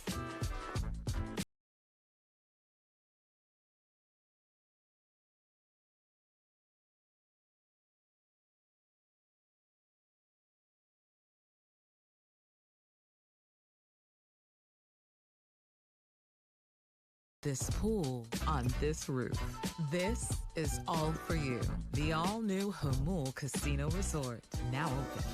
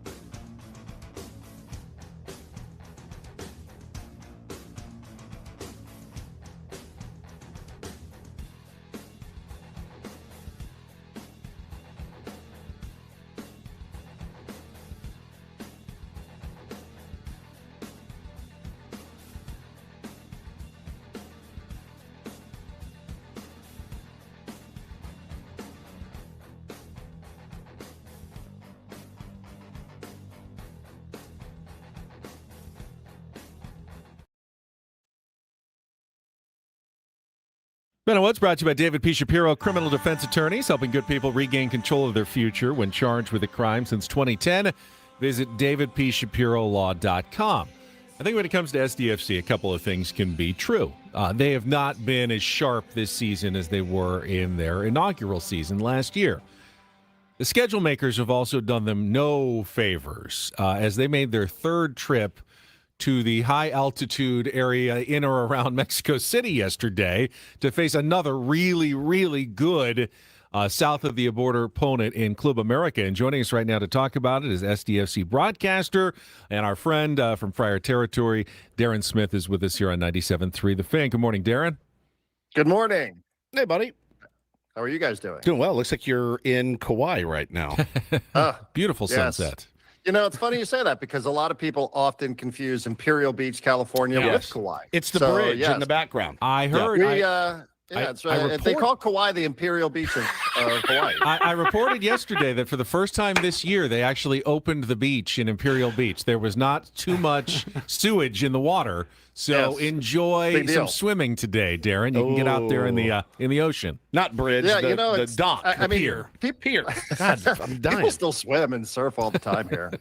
I know people sometimes ask who don't come down to Imperial Beach. They're like, well, the beaches are closed. Like there's this literal fence preventing you from going in the Pacific Ocean. But man, I don't know if people take penicillin shots or what they do, but people go in this water and they surf all the time. And I guess the theory is, listen, it's always been there and we haven't had these signs on the beach. And for the most part, people were okay. But I don't know. I probably am not going to go running into the ocean, but it's good to know at least I can. Yeah, exactly. So what were your thoughts kind of on SDFC, obviously since coming out of the break, but then this, another mid-season or near the end of the season tournament that they go play and didn't look good, obviously, in the first half, Darren. I flipped it over for a while and saw it was like 2-0, and I went, all right, I'm going to go watch the Padres. But not great, but were you very surprised by the result? I wouldn't say I was surprised by the result. I would say I thought that just getting run off the field on the scoreboard in the first half was a bit of a bummer because this tournament is kind of a goofy one and not everybody's into it. Let me pick and choose my words carefully here as an employee. But sometimes you see an experimental lineup and you see Anders Dreyer coming out of a game and Marcus Ingvartson not starting a game and you think, okay. And the schedule, this is the first year that this tournament where Mexican teams are hosting matches, and it hasn't really gone well for the MLS teams. They're 1-3 in Mexico. MLS teams are 7-1 in the US. Make of that what you will. It's only a couple of days. We'll see. But, this is a tournament where nobody was quite sure if the Mexican teams were really into it because all the games were being played in the States, and it was sort of thrown together and disjointed in the middle of these seasons. So I don't know. I'm not suggesting that they weren't going for it. I mean, they always are going for it. If they're putting players on the field, they're trying to win the game. But, again, it's the first time we saw that formation with 5 defenders at the back and, just some of the decisions, but yeah, I mean, I thought there were some good moments. I know nobody's interested in moral victories anymore, but at least for this tournament, I thought trying something like this was when they chose to try something, right? And again, playing against a team like Club America, they've got really, really good players, and they're playing at home. So there's a different level of expectation than if that team were playing here or if that team were playing somewhere in the U.S. It's a massive club, big deal. They bring fans all over the world. But when you're playing there, teams, they got to perform when you're playing in Mexico. So, I think that's what we've seen shake out, at least through the first couple of days of this tournament. So we'll see. I think Sunday's going to be great against Club Tijuana. I think it's going to be a great celebration of the region. I know last year when we hosted the Baja Cup between SDFC and Club Tijuana, it was great. You had fans from both teams and people from both sides. So I'm looking forward to it. I think it's going to be a lot of fun. But yeah, for a night, again, I'm not saying that they weren't trying to win the game, but I think they felt like, hey, this is a night where we could try something different here. And, certainly through the first half, they just had their lunch handed to them a couple different times. I'm usually up on formats, but I must say for the Leagues Cup, can they still advance? How does the group play work? Is there a wild card? Do they have to win the group to advance? Or you can usually like the prevailing thought is usually that you better win that first game. You win that first game, it's might impact your decision making in the second game. Now they're not eliminated, but they're up against it, and I haven't taken a peek to just see where they are and who's done what yet. But usually the thinking is, if you come out, you have success in that first game. Then you look at the tournament a little bit differently. If you lose that first one, then you're like, well, maybe we'll rotate a little bit. But, this game on Sunday, again, just because of who the two teams are, and because I know both teams are going to be interested in putting on a good show for fans, I think it'll be a lot of fun. You're not out of it. But, man, the road is certainly uphill when you start the tournament off with a loss like that. 7:00, Snapdragon Stadium, Sunday, game 2 of the Leagues Cup against the Tijuana Cholos. All right, let's get to baseball. First, start with your reaction to the Padres' moves at the trade deadline. Obviously, the Casey Mize debut didn't go well, but presumably they did address their main issue, going into the last 2 months of the season. Yeah, and they addressed the main issue, and they really didn't have to pluck from the big league roster. So, to me, that's win-win right there, and that you can bring in quality pitchers. I mean, you have to sort of laugh off the Casey Mize one. Easy for me to say, probably not so easy for him. Yeah. But, you have to think that is just a total fluke and probably a product of not having pitched and new surroundings. Just the whirlwind that getting traded we often hear is.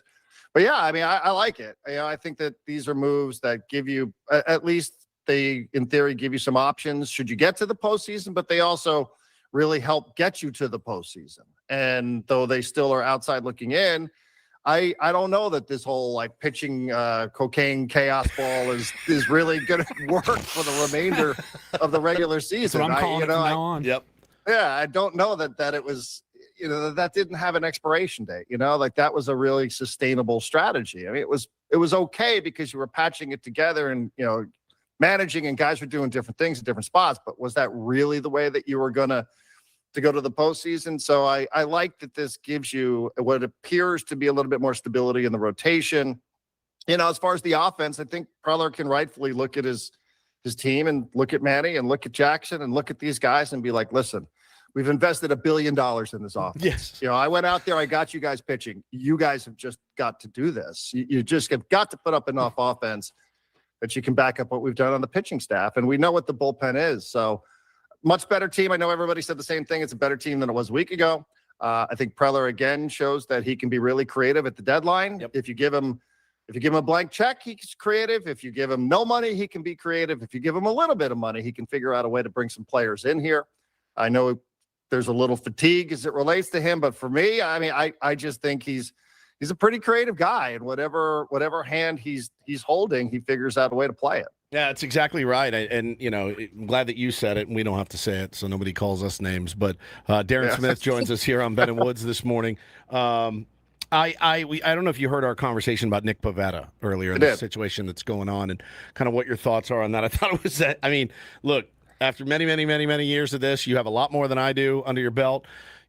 Nothing should come as a surprise. But I do think the point that these guys they're not nickel and dimers. In fact, I think we probably wish they were a little bit more nickel and dimey at times. Do you get the sense that this is just a Nick Pivetta thing? Like he's kind of a weird dude. He's kind of really intense and kind of does his own thing. I'm kind of putting this kind of squarely on his back at this point. I think that's I think that's probably the right approach, is that we all understand Nick Pivetta. I've never met him. I don't know if you guys have. We have. We interviewed him. Yeah. How'd that go? It was fine. Like he's a good dude. He's one of those. Training is always a little different, but he's one of those like between the lines. He's like, and then like I've seen him I've seen him in the clubhouse before games. He's loose. He's fun. He's one of the guys. Like he's just a normal dude. It's when it's game day and he's not in mad between bum. the lines. You know what I mean? He's not mad bum. Yeah, 100%. Not one of those. Those tryhards. I don't know. I remember Manny saying last year, and Manny sometimes is kind of funny in his own way. He's like, Nick's a different guy. Yeah. When Manny's saying that sort of stuff, the guy's been around a clubhouse his whole life. But I also can't help but think for this guy, and I know nobody's gonna break out a violin for Nick Pivetta, who's I think made 19 this year. I think his salary for the season's 19, but he also is due 10, 20, 29, 20, like 30 something plus if he were to opt into the contract, right? And I can't help but think the contract isn't somehow mentally messing with this circumstance, right? Because if I were him, I know he hasn't spoken to the media. Like he declined to speak to the media at Petco Park. He declined to speak to the media, whatever was there at Lake Elsinore. I think it was like Jeff Sanders and Marty. Forgive me if somebody else was there, but he declined to do that. And the reason why, I would guess, is because one of the first questions is going to be about how we all know the Padres have this option to get out of the contract if he's on the IL for X amount of time. And if I were him, like we all know players. We have all known players throughout the years who have had injuries. And whatever it is that they can do to get on the field, they will do it. I mean, I've known players that have taken what is that shot? Cortisone shot? Like cortisone shots 30 times a year. Yep. That's probably going against medical advice. 100%. You know what I mean? Probably not what the team doctor is suggesting you do, or maybe some team doctors are suggesting. There are other guys out there that are pitching with torn ligaments, that are guys that are pitching out there with bad shoulders. They're doing, who knows what they're doing to stay out there on the field. And, if you're Nick Pivetta and you see that timeline out there, maybe somewhere in your mind, it starts, messing with you a little bit. And like you want to at least, I heard what you guys were saying. It's so weird to watch him walk off the field. Everybody's standing like, what happened here? And then he goes and he throws, and then apparently threw again yesterday. Well, like now the manager's saying he shouldn't be throwing. Right. So what are we doing? Like who's running things here? But the player, has his own, he can run his own protocol if he wants to a certain extent. And it, I don't know. Is he sending the sign like, guys, don't bail on me. Don't bail on me. I'm throwing, I'm doing, whatever. Is that what's happening here? Or is he just a weirdo? I don't know. Maybe maybe I'm reading too much into all of this, but I don't know, that whole contract thing hovering over the whole situation. I don't know how that can't be part of the story. Yeah. Talking to Darren Smith on our SDCCU fan hotline. It's not big bank banking. It is better. And Darren, I asked this question on our roundtable yesterday. Looks like Padres ownership is going to be approved any day now. It's gone through committee, just awaiting the final vote. So when Kwanzaa Jones and Jose E. Feliciano come in, realistically, I mean, they're not going to double the payroll, but, what do you want to see from the new owners when the kind of curtain gets peeled back in order to feel confident that the Padres are in good hands? Do you want to move right away? Is words enough for you? What are you looking for from the new owners when we finally see them take control? I think I want to listen to them. I think one of the things that stood out to me in the statement when they, first were not approved, but when it was first announced that they would be the group that was going to buy the shares, was, they said something that I remember Peter Seidler saying, which is, we're going to listen. We're here to learn a bit. I want to sense, what level of sincerity there is. I don't want a bunch of, PR workshop stuff. I want to feel like who are these people? We don't know anything about these people, right? I mean, the only time I've ever heard Jose E. Feliciano speak is, he's speaking at some, business seminar somewhere, and I've sat here with toothpicks in my eyes listening to 30 minutes of it so I could try to learn a little bit of something about the person. So I think I want to just, I don't expect him to come out and say, and here's my present to San Diego, Adrian Morejon, 10-year contract. I don't think it's anything like that. I think I just want to kind of learn what they're all about and why are they doing this, and feel like there is some separation from especially from Feliciano, from the private equity stuff, that this is something that's not just him seeing an opportunity to make money because, baseball might be in a different financial structure. So I don't know, this is a lot of gobbledygook, but I think I just want to kind of feel them out a little bit and see what's motivating them to do this, because these are not people that seem like obvious choices. Yeah. These are not people that have any sort of local ties.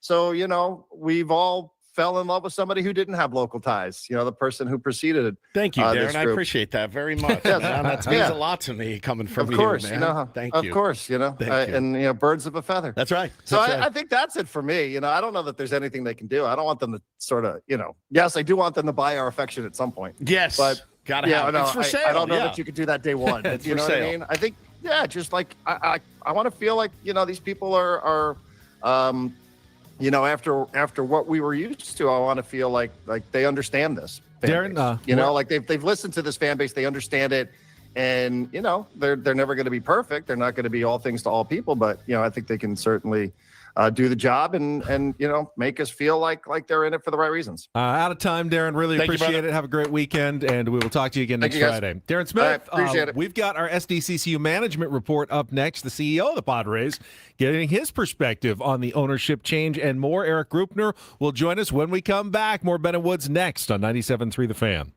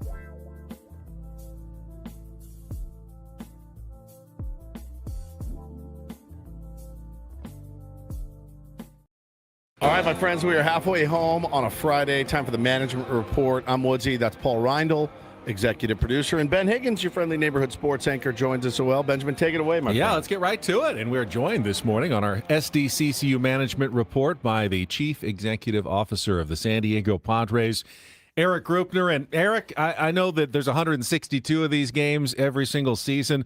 Last night's felt pretty big, one that the Padres really wanted to have, and came through with a good performance. How'd you feel about that one last night? Hey, guys. Great to be with you. Yeah, it felt really good about, obviously, the outcome, but also going into the game. You know, we had a well-rested back end of the bullpen with Morahone and Miller not having pitched. Unfortunately, we weren't in a position to need them the night before. But, yeah, we felt really good going into the game. And it was, probably the closest thing you get to a must-win on August 6th.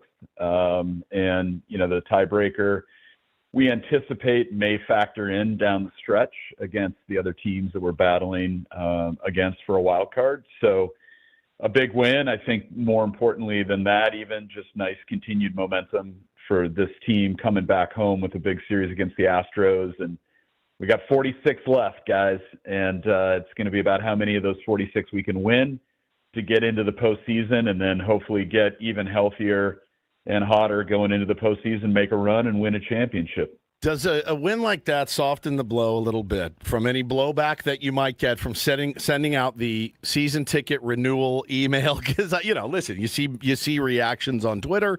We talked about it a little bit on our show yesterday. But yeah, you guys have increased prices by 3%. What's been the feedback you guys have gotten so far?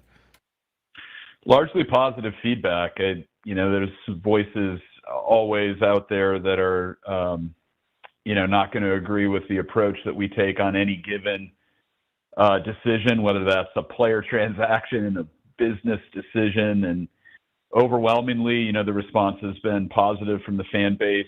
And our goal is to continue to be the very best we can be for our fans, both with the team that we put on the field, the experience that we give night in and night out at Petco Park. And, we're incredibly grateful for our fans. We remain grateful for the support we get from our fans. And the reality is we're no different than any other business. We've got to make sure at the end of the day that, we can continue to do what we need to do, fielding a top 10 payroll, giving us the greatest opportunity to compete for a championship. And at the same time, no pricing stays flat in our economy.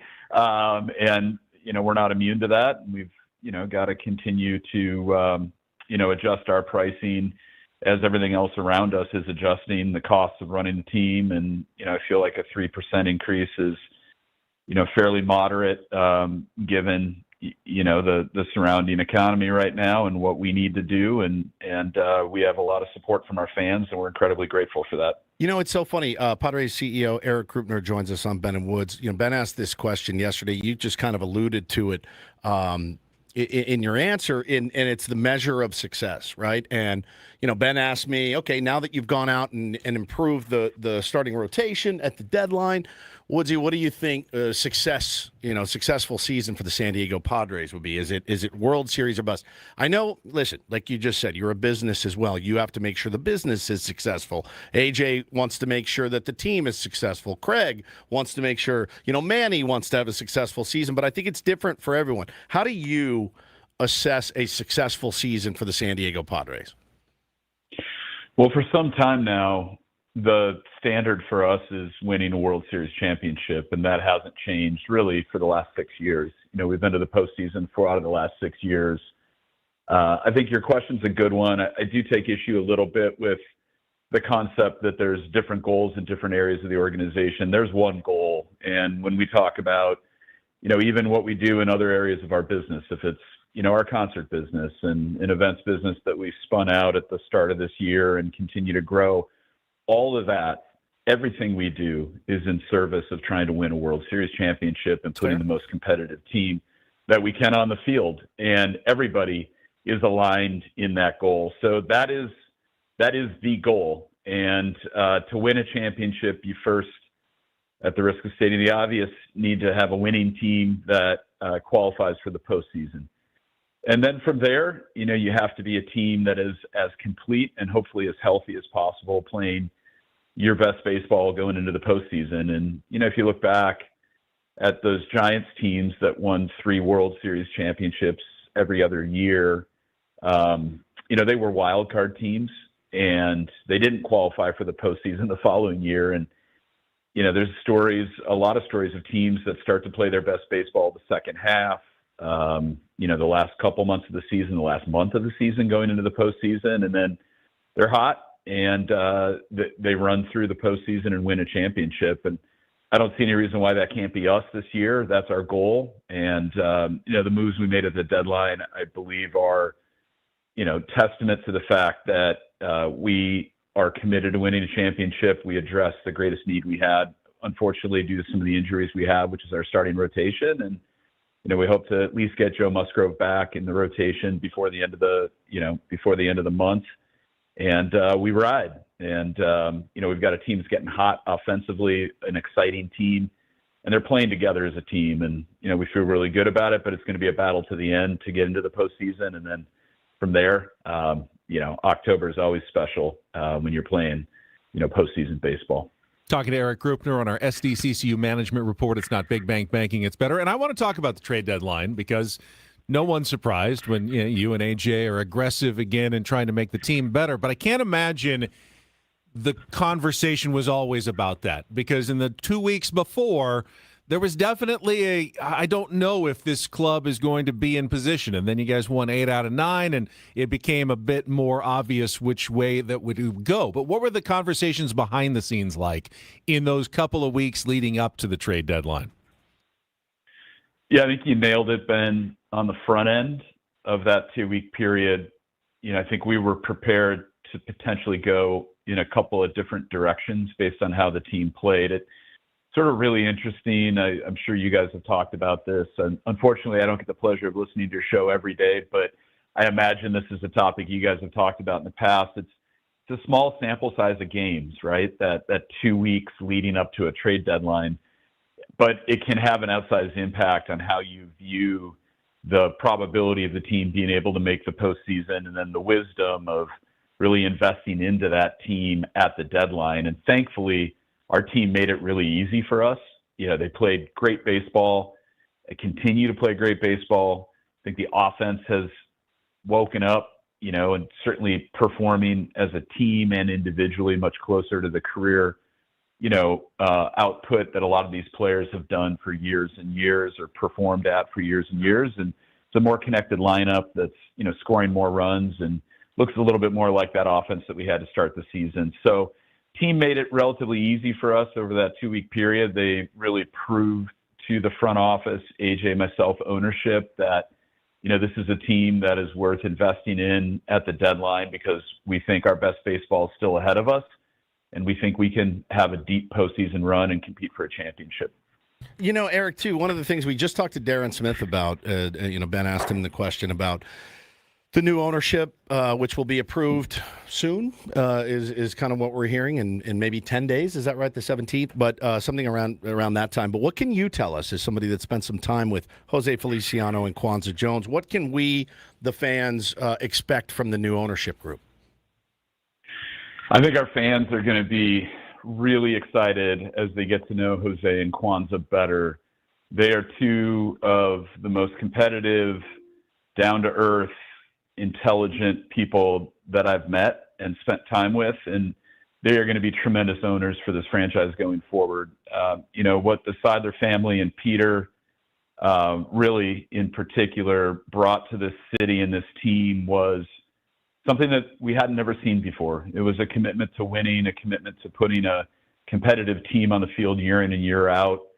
That really was without precedent in the history of this franchise. And as we look forward to the vision that Jose and Kwanzaa have, which our fans are going to be able to hear directly from them in the not too distant future, as you alluded to, they're going to hear more of the same with a long-term commitment to stewardship of this franchise, connection with our fans and the community, and competing for championships. And that's what they're all about.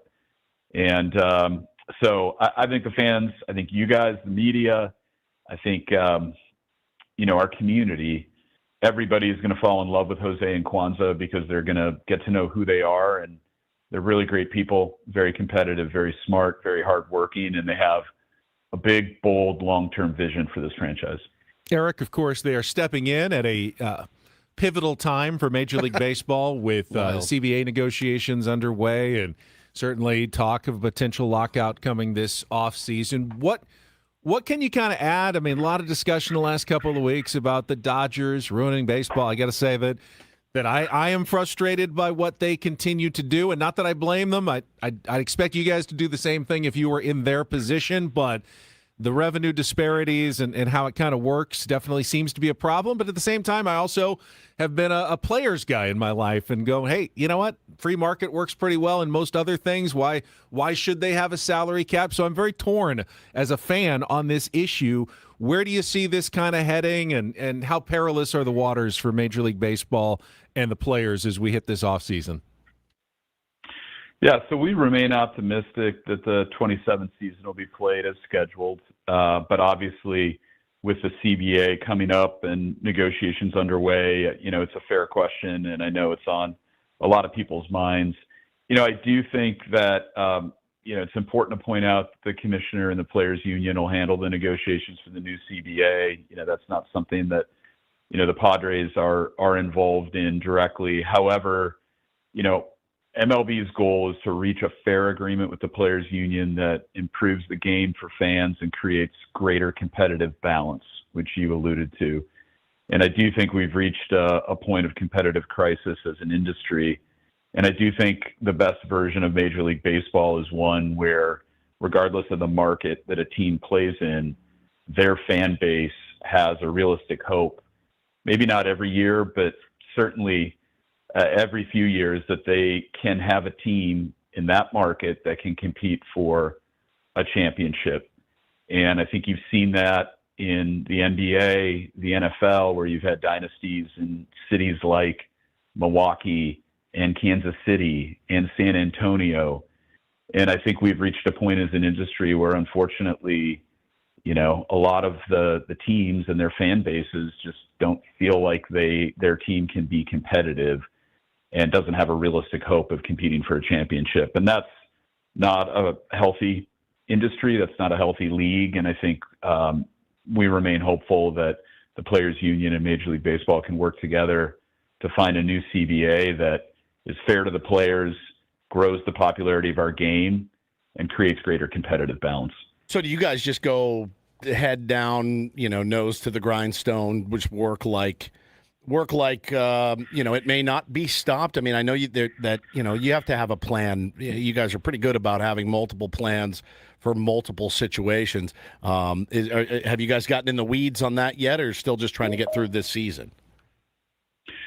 Yeah, I mean, we're certainly, as we do at this time of the year, planning for next year. I think next year creates some potential variables that most years don't, and we're certainly planning around that. But I would say everything is business as usual, will remain business as usual for as far ahead as I can see. I think we'll be ready to respond and adjust as things play out over the course of the off season and into next season. But right now, as I mentioned at the start, we remain optimistic that the 27th season will be played as scheduled, and that's what we're planning for. Erik, really appreciate it. Good insight. We always enjoy our chats when we get a chance to do this, and good luck to the Padres the rest of the season. Appreciate it, guys. Hope to see you here at the ballpark this weekend. Thanks, Group. Padres CEO Erik Greupner, our SDCCU management report. It's not big bank banking, it is better. And yeah, Padres hosting the Houston Astros this weekend at Petco Park, starting tonight on a City Connect Friday, 6:40. And then tomorrow's a 4:15 start, I believe. And then Sunday is the Sunday Night Baseball game on NBC against the Houston Astros. So the national telecast. Peacock or? No, actual NBC, the big network, and Peacock. So you can also watch it on Peacock if you like to stream things, just way better. But I've been reading lately, like NBC, really high marks for how they've done in their first season as a network broadcaster on their Sunday Night Baseball telecasts. Yeah, it's been great. And they have a rotating cast, isn't it? Like whoever is playing that weekend. Joey Votto's been on there. PV did it when the Padres did it before. Rizzo, I think. So, people seem to have really enjoyed the product, the presentation of all of it, the pre and the post game shows, and that's not easy to do because I have noticed that generally us as fans are inclined to not want to like something that's new and different. Oh, no, ESPN did it this way for so many years. I don't like the new stuff. When Fox first started doing football, I hated it. Remember the robots? Oh, the robots, The new score graphics, and I was like, I can't stand this. And then, of course, got used to it. But NBC's kind of killed it in their first year, so I'll have the national game on Sunday night. Still prefer Apple TV over just about everything. I only wish I could get Dawn and Mud, but I'm happy having Tony and Jesse because the visual product of Apple TV is just so good. Yeah, being able to flip over to Tony and Jesse's, and it's weird. It's already synced too. I love that. Yeah, but they'll be talking to a player, and he'll just be mouthing the words, but you hear Jesse and Tony. It's a little Heidi bit off, Watney or whatever yeah. talking to somebody, and you can't hear anything, and you hear like a Sinley Foods commercial bleeding through or something. But overall, like that combo is really, really solid. It's great. All right, we'll take a timeout. When we come back, last game of the week, take on Woods. Just our music category. So keep that in mind, but you do have a chance to win concert tickets instantly to see Muse at North Island Credit Union Amphitheater. If you want to be our contestant, call now, 833-288-0973, 833-288-0973. Play our game, and then we'll have more Padres talk coming up, heading toward 10 o'clock with Ben and Woods on San Diego's #1 sports station, 97.3 The Fan. First, though, SDFatLoss.com is the way to lose weight fast, effectively, safely, and consistently. You can lose up to a pound of fat per day, 10 to 20% of your body weight in just 60 days by following a program that is based on a regular real food diet. And to me, that was huge. I had done the programs where you replace meals with shakes or bars.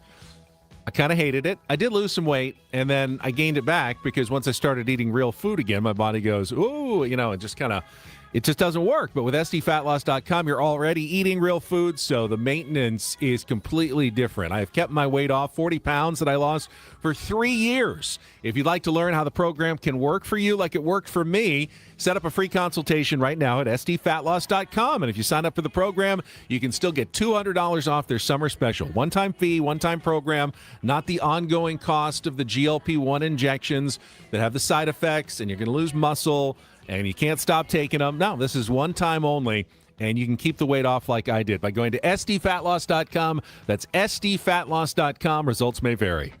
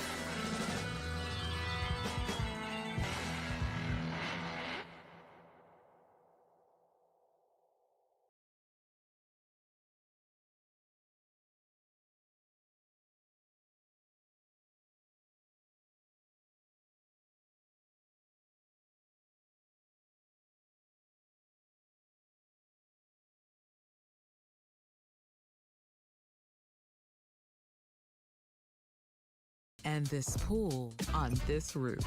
This is all for you. The all-new Hamul Casino Resort, now open.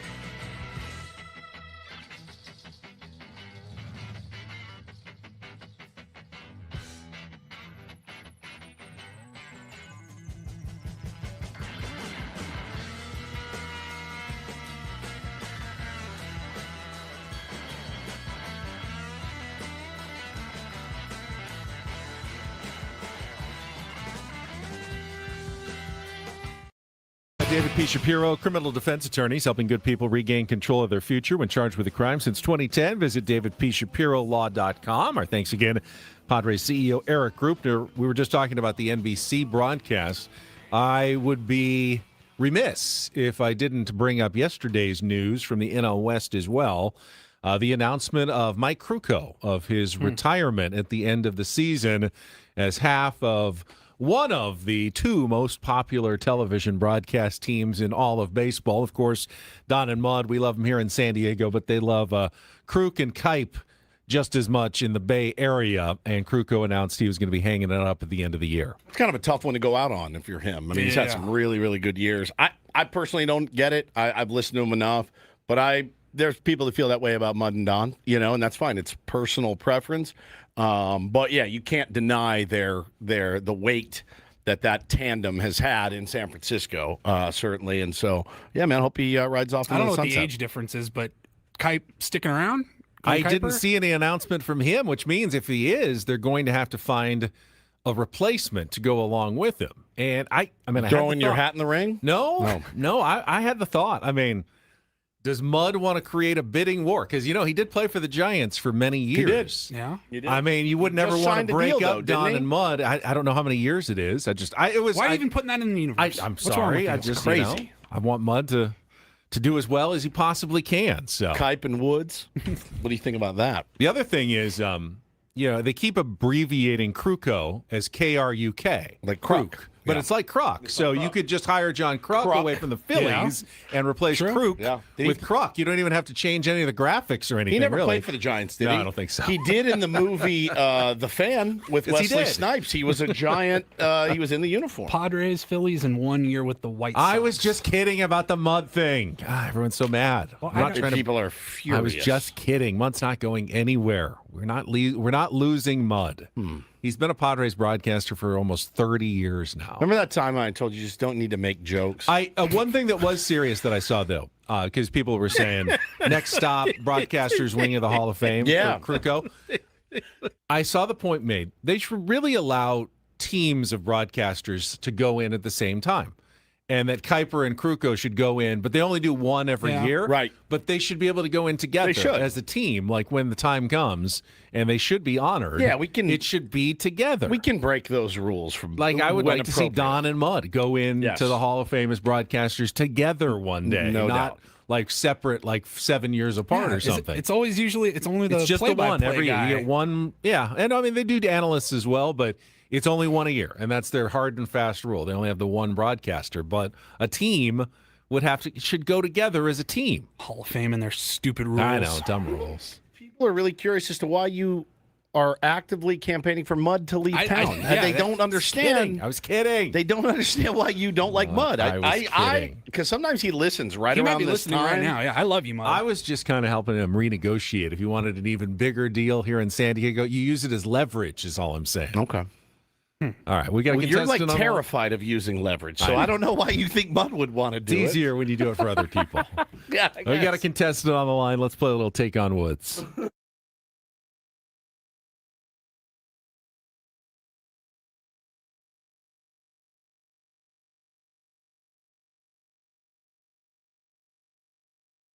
Take on Woods brought to you by Bay Alarm Security and Fire Alarms. For every business, we got you, and we got Andre as our contestant this morning. Hello, Andre. Good morning, fellas. Good morning. All right, if you can beat or tie Woods in our 5-question music trivia challenge today, you will qualify for this week's grand prize. In fact, you'll just win it. Muse tickets to North Island Credit Union Amphitheater on August 29th. You can get your tickets now at Ticketmaster.com. No choices left. We've got one category. It is music. It is called Song Revivals. We're looking for 5 songs that found new life, sometimes years or even decades after they were first released, like shooting up the charts for whatever reason. You'll have 60 seconds to answer as many as you can. If you don't know one, say pass. We'll come back to it if there's time left on the clock. First question is our 2-second song. You need to identify the song and the artist based on the clip that Paulie plays. Andre, are you ready to go? Do it. All right, let's do this. Song Revivals is the category. Let's put 60 seconds on the clock. Your time begins when Paulie plays our 2-second song. Good luck, Andre. Let's take on Woods. I'm through with standing in line. The clubs I'll never get in. Pass. Which 1977 Fleetwood Mac song climbed back to number 12 on the Billboard charts in 2020 due to a viral video of a man skateboarding while drinking cranberry juice? I know the album is Rumor, but pass.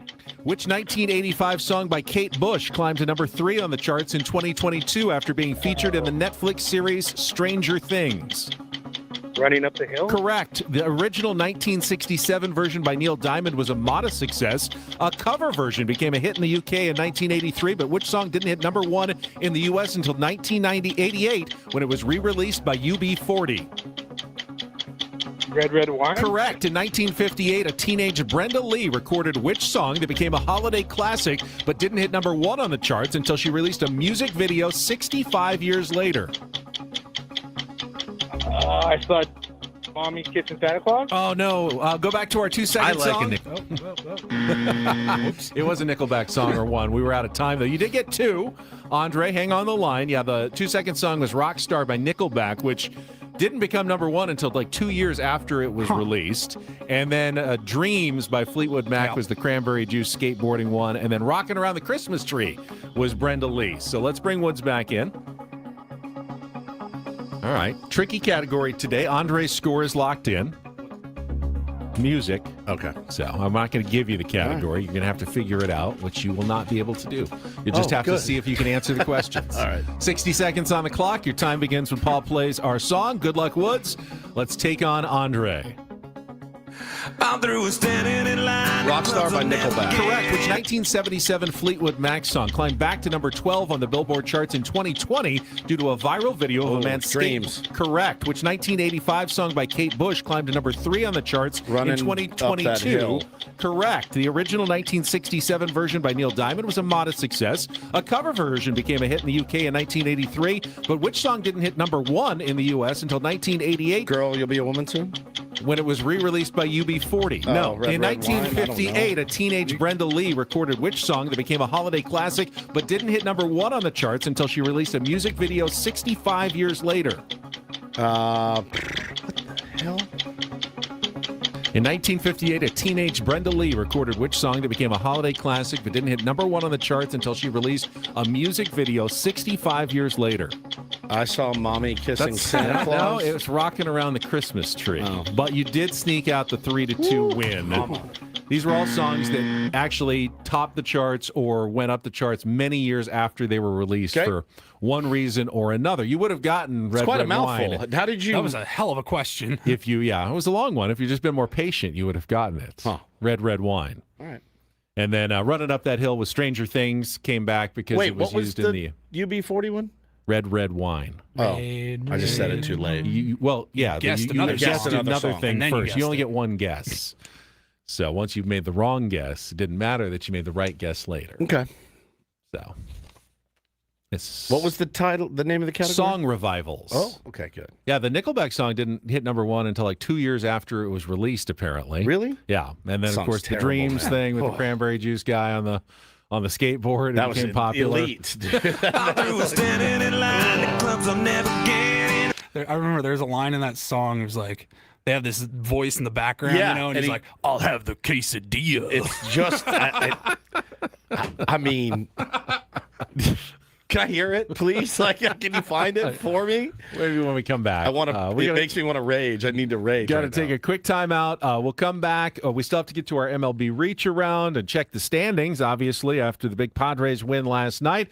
All that and more coming up on San Diego's #1 sports station, 97.3 The Fan. Quickly, gang, though, it is time for me to tell you about the end of summer. And you guys know that it's coming. Back to school savings event here at your local and veteran-owned Sedano Ford in La Mesa. Right now, drive off in a brand new 2026 Ford F-150 STX. Just $349 a month. That's going to be a common theme here, just so you know. The 2026 Bronco Sport Big Ben, also $349 a month. Or check out the very spacious, beautiful 2026 Ford Explorer Active. You guessed it, just $349 a month. 3 great Ford vehicles, 1 amazing payment, just $349 a month. And there's even more advantage. Time to take advantage of 0.7% APR financing, plus no payments for 90 days on select new Ford models.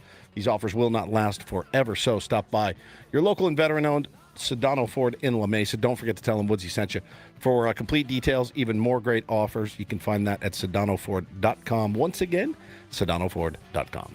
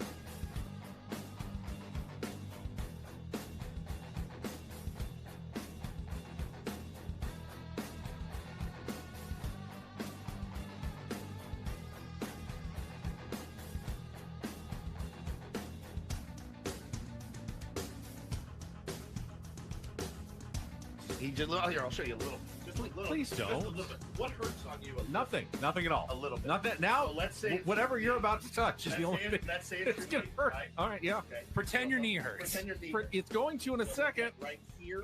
Oh, that is not pleasant.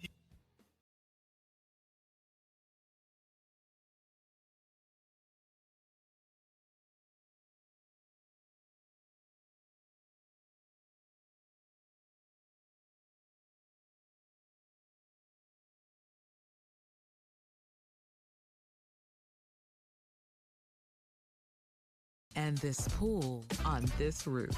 This is all for you. The all-new Hamul Casino Resort, now open.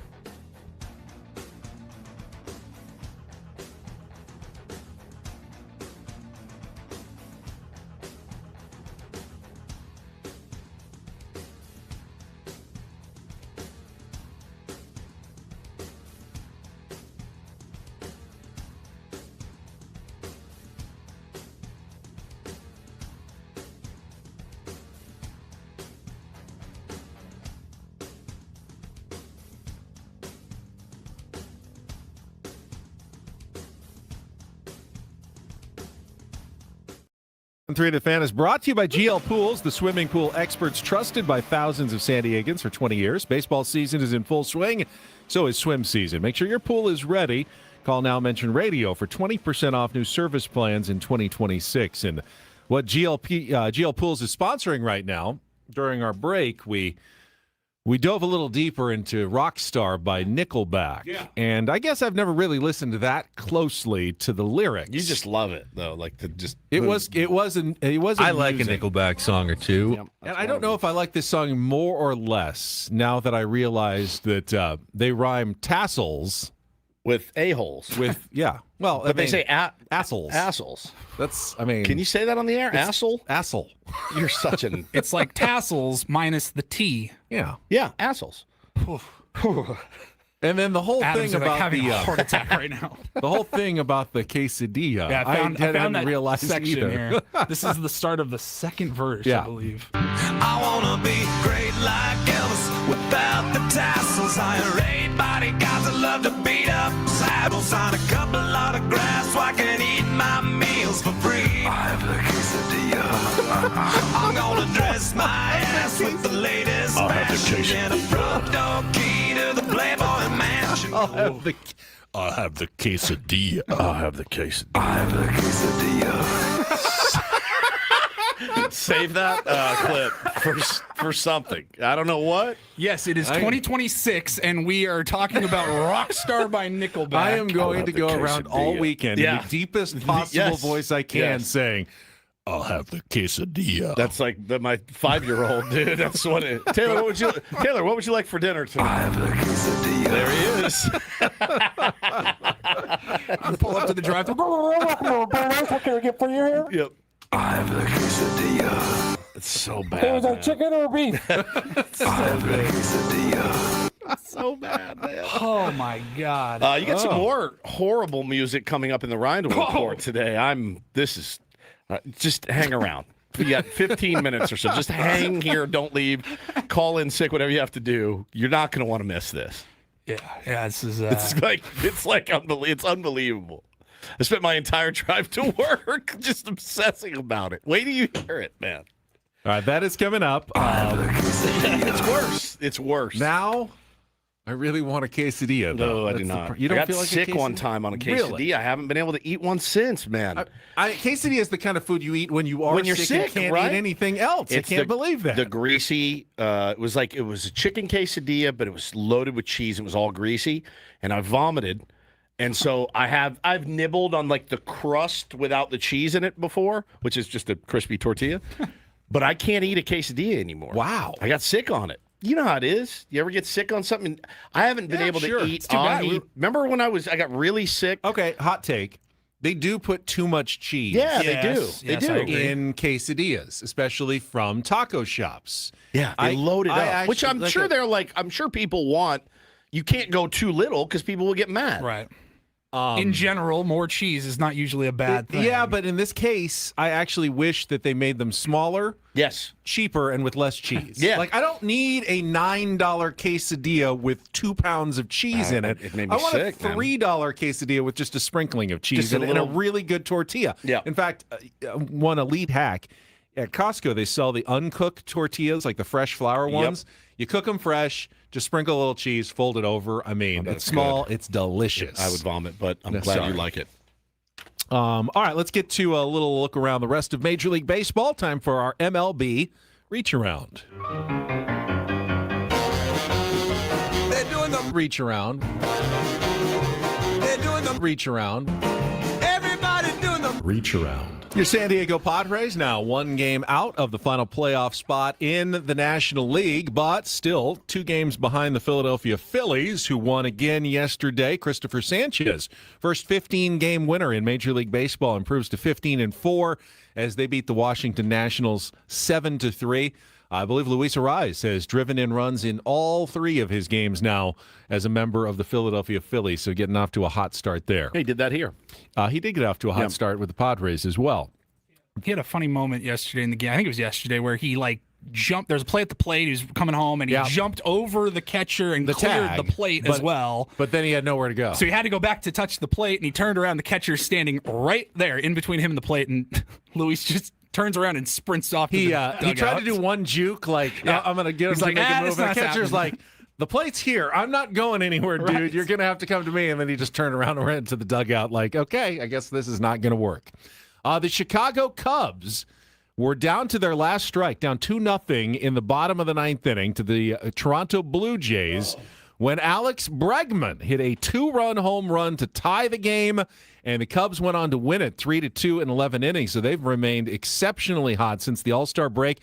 Alex Bregman, just the second player this season to hit a game-tying home run with 2 outs and 2 strikes in the bottom of the 9th inning. Anyone remember who the other player is? Castellanos. Correct. Nick Castellanos, the only other one to do it this season, did it for the San Diego Padres. I saw Nick on the baseball field with his son. I think he tweeted a picture of him. He was like playing baseball with his kid, which I thought was cool the other day. So that's your update on Nicky C. Glad that he's getting some time with the fam. Yeah, just getting paid to and hopefully he'll get one of those weird World Series rings at the end of the year from the San Diego Padres. Oh, God, I'd be so happy to give it to him. Remember when he was on the team earlier in the year? Yep, you get one too. The Milwaukee Brewers win again. They beat the Pittsburgh Pirates 5-2. Pirates skidding. Gary Sanchez, go-ahead home run in the 5th inning. Milwaukee takes 3 of 4 in that series. The Braves were 11-3 winners over the Miami Marlins, who are also skidding again. Ronald Acuna Jr. hit 2 home runs. Well, hit 1 home run, and then the Marlins outfielders collided on the warning track and knocked the other one over the fence, but it counts just the same. Matt Olson hit his 32nd of the season, 8th straight win for the Atlanta Braves as they sweep the Marlins. We talked about that Red Sox game earlier, 12-11 over the White Sox in 13. You know what's crazy with their record, Benny? What did we say? They were 31 and 31 5? and 5 in their last 36. They're still 5 games out of first place. I mean, that's how bad that team was earlier in the year. They fired their manager, didn't really get better after that either. Yeah, it stayed kind of flat. They had a lot of bad stretches this season. They did, and to look at what they've done now is just bananas. Yeah, still 5 games out of first in the AL East. Tampa Bay leading by the Yankees by 4.5, but they are creeping on the Yankees. They're only a half game out. The Detroit Tigers are absolutely still in this thing. Dylan Dingler hit an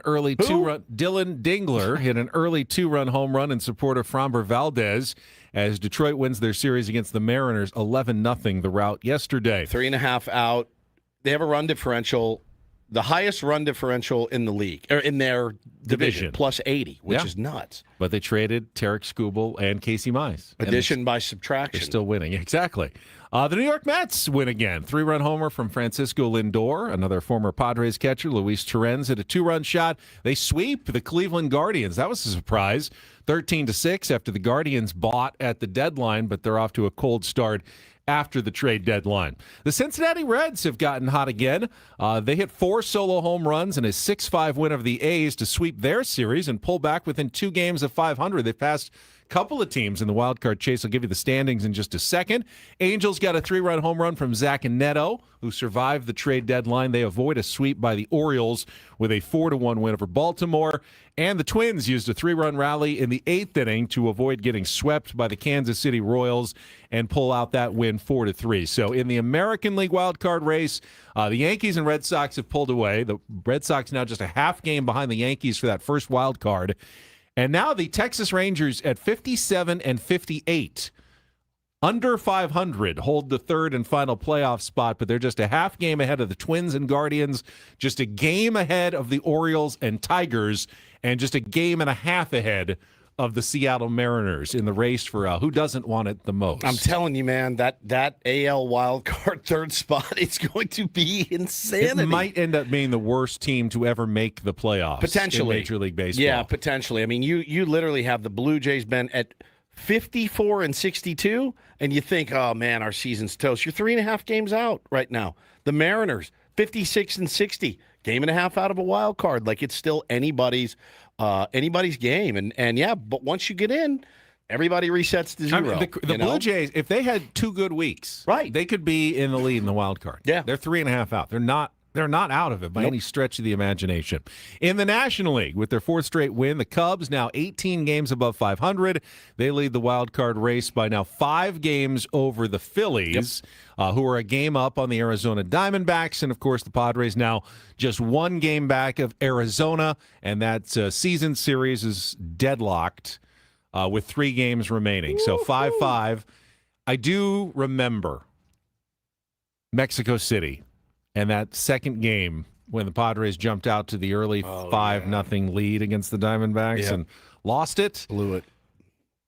Like to have that one back right now more than maybe any other game this season. You know, Padres have lost a couple of tough ones, but that one you'd love to have back right now. The Marlins have dropped 3 games back and back to 500. The Cardinals are a game under 500, 3.5 back. The Reds 4 back, and then the Pirates 4.5. Nationals starting to be also Rans in the National League wild card race at 5.5 games back. So you're starting to see a little bit of separation. Padres have the tiebreaker on the Marlins after their sweep earlier. They will have 3 more against Miami coming up, but they're in good shape there, and they can still win that tiebreaker against the Diamondbacks. Of course, they can't against the Phillies or the Cubs, so makes it even harder to move up in those standings if you were trying to do that, if the Cubs ever did lose a game and you were trying to gain some ground. But they're plus 100 now on run differential, the Cubs.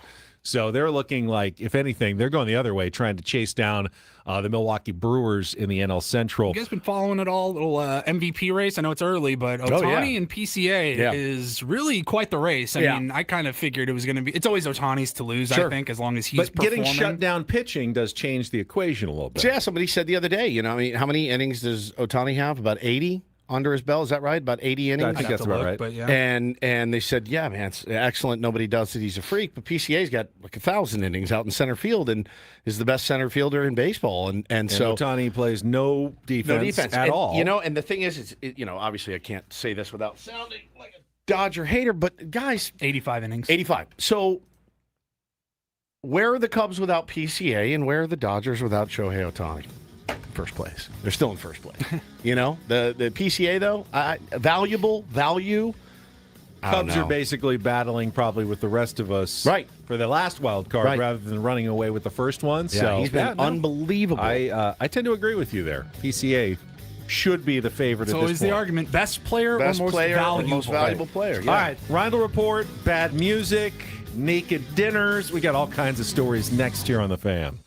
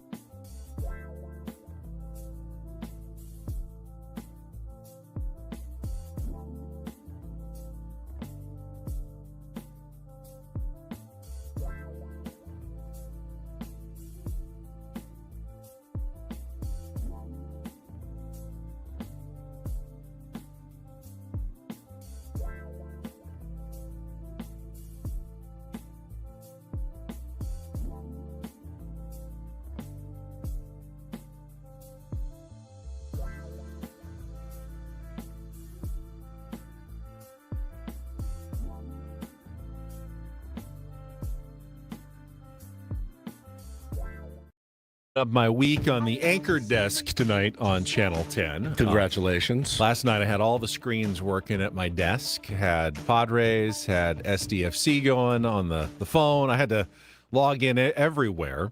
But I'll admit, before that, before 6 o'clock, I did spend at least a few minutes turning on the preseason Hall of Fame game. First football game of the year. The Arizona Cardinals and the Carolina Panthers. And I probably didn't watch. You're the guy. You're I'm the not one. the guy. I'm also guilty. I was going to remember you bet on it a couple of years ago. Remember when I bet on it a couple of years saved ago? that story. Yeah, you were like, I had a bit of a problem. I think we'd be shocked to find the ratings were it's probably the best rated television program in America last night, and probably the most bet upon sporting event in the world yesterday. A preseason football game between the Cardinals and the Panthers. But the shocking part is, of the few minutes I did watch, looked pretty decent. Like, I saw Carson same thing. Beck was moving the football, making really nice, tight passes into coverage. At the end of the game, it came dramatically down to the what team is he on? The Cardinals. The quarterback from Georgia Tech that ran it in as time expired to win it for the Carolina Panthers. It was like one of the more dramatic preseason games you're ever going to witness. Usually those Hall of Fame games are awful because they're a week before you're even ready to play a normal preseason game. And I think 2 out of the last 3 years, they just called it in like the third quarter because of lightning anyway. But this one actually was, as far as preseason games go, not the worst thing I've ever seen on my television. I tuned in, obviously, to watch. I'm now a Cardinals fan, just so you know, because Jeremiah Love plays there, so that's who I'll be rooting for. I saw them introduce him and talk about him. I didn't see him play. He did not play. He didn't play at all. He did not play at all. He's a very, very valuable commodity. I think that they don't want to get hurt in the Hall of Fame game, but he did not play. But Carson Beck, man, not a big fan of his, but I got to say, man, looked pretty comfortable, 15 of 19 for 188 with a touchdown, like in your first NFL action. Looked really poised. Who knows what you're going up against in the defense, but Still, man, you're still out there with the big boys. Like, there's got to be some nerves. You're on national television. Pretty Mike good. Tirico and Chris Collinsworth are calling the game. It's not. I mean, it's not nothing. Yeah. But pretty now, good. That's about all the preseason football I can stomach for the next month. My wife, by the way, walked in. And she recoiled. She hates football, hates it. And she recoiled. She goes, "What? The season started?" I go, no, it's just preseason. She goes, "Well, why do you have it on?" I go, "To see if Jeremiah Love's playing." That's it. She goes, "Oh," and then walked out of the room. But the recoil, like she loathes it, and like will not watch a game. Loves baseball, but that's it. That's as far as she goes. I feel like there's going to be a moment when like Taylor really wants to play football. He said the other day, "I want to play tackle football when I'm older." Yeah. And Hannah said, "Absolutely not." I know. That's going to be over my dead body. It's going to be a family crisis at some point. I was not watching the NFL. I actually was watching sports, though, before the Padres game. I flipped over. I was on Amazon Prime, and I watched a little WNBA, the Fever and the Aces in Indiana. One of the best basketball games I've seen all year. Nice. Chelsea Gray, the same girl on the Aces, they were down 3, and she hit a buzzer beater as time expired to tie the game and go to overtime in Indiana on the road. And then they were down 2 and had possession, and she hit the game winner again. Nice. So she hit the game tying 3, and then 5 minutes later, it's the game winning 3. It was pretty awesome. Now, is this you watching or Mrs. Reindl? Because Mrs. Reindl has a new... It was both of us. Has a new hobby. She does. Ben, do you know what it is? I've heard collecting WNBA basketball cards. How's the what's the return like in those? Pretty good. Yeah? Pretty good. Her first box, she opened she got a Paige Becker's rookie card that I valued it as like $30. Nice. And immediately she goes, "Okay, I get it. I understand." Yeah. I felt she's upset. She's in the chat. She says obsession. Now you get it. I felt more seen than I have in my entire life, I think. She goes, "I completely get it." She's like, she was never anti-baseball cards or the hobby. Right. She just didn't quite get it. She's like, "What are you doing in your office with all these cards?" And she goes, "Holy crap, I got her a binder." She's like, "I'm organizing." Yeah, she goes, buddy. "I completely get it." Welcome. I am pretty anti because I feel like waste for nerds, waste of time, you said. waste of money, and the value of baseball cards is just so random. Like, it's only because you decide to think that this one is valuable. But I will say, you posted a picture of Your Jesus Made Mamacita. purple foil autographed card. And I go, that's nice. That does look kind of cool, Aesthetically, actually. right? Aesthetically, it looks kind of cool. Oh, yeah. If I would ever lower myself to have you in my home, you would come in and see my little... I put my wife on the new project last night. I have a new project for you because she'll find a way. And I go, we're at the point now that I'm going to need a display case of some sort. Shelves installed somewhere. I have too many. It's starting to... With lighting? Lighting? It's starting to bulge my collection, and I need it displayed. And I go, I'm going to need you to get on this because you're really good at it. And, yeah, you feel like if she does that project, then she's all in. She's been really supportive. When we were in Hawaii, I was like, I'm going to take the boys and go look for cards. She's like, do what you got to do. She opened a few packs, had some fun with it, but she's not going to ever collect. Sure. She'll never go rip cards go buy cards to rip. But no, you're right, man. When I opened that box, Benny, I got those cards graded back. It was like heart palpitations when I saw that Madea. I lost my mind. All right, Paulie's got plenty. I'll let you borrow it if you want. You want to hold it? I'll bring it and let you hold it. Right, yeah, take a picture with you. Take a look at it. We may need to stretch the Reindl Report into a couple of segments. Paulie's got lots of stories for us, so let's get to it. Let's do it. And get things started here with our today's edition of the Reindl Report. Now tuned into the greatest. Welcome to the Reindl Report with Paul Reindl. Hey guys, it's Paul here. Hi, Paul. All right. 2 stories from the world of sports that we haven't gotten to yet. We'll start off in Major League Baseball. And 1 story that you didn't know you needed. Are you laughing, biatch? It's the Reindl Report. Hey Paul, how you doing? Okay, how are you? I'm good. How are you doing today? Okay, how are you? On 97.3 The Fan. Are you ready to bless the mood? I need some help, please. That was good. Can I get a All right. All right. All right. People missed the right. Reindl Report so badly the last couple of days. Paulie. Well, let's get right to it. In our last hour, we had the tease, some bad music coming your way. We were talking about Rockstar by Nickelback. I have a quesadilla. Now, it was pointed out a few minutes green ago. salsa with that? Thank you. That voice, apparently, I've not looked into this, but somebody said that is Billy Gibbons from ZZ Top. Had no idea. I have a quesadilla. He's pretty badass, man. That's kind of cool. I kind of like it now. It's right. Billy Gibbons. Anyone who can make their voice do that is pretty cool. All right, well, we will get started here. Gentlemen, the countdown is on. We are just 7 days away from the big release. You guys don't seem so excited. I saw this morning, and I had remembered seeing the story in Hawaii and just letting it float off into the sea. Some of the OGs will remember on this show way back when we used to do New Music Fridays. That's right. New Release Friday. We talk about new releases. Friday is usually the day of the week where most albums will be released. Yeah, and so next Friday is the big one, the one that you've all been waiting for. Yeah, the 12-track album. It's called The Diary of a Polarizing Figure. Ooh, Taylor Swift? Set for release next Friday, and it is the new album, the debut album for one Pat McAfee. Like Pat McAfee? Like the guy that's on ESPN Correct. probably right now. What? What genre? You know what genre he is. So July 22nd, Punk? he put out Post-punk? He put out this on Twitter. It says, for as long as I can remember, my mere existence has made people hate my guts. Same, Pat. I've been writing songs about it for 20 years. It's time to let them out.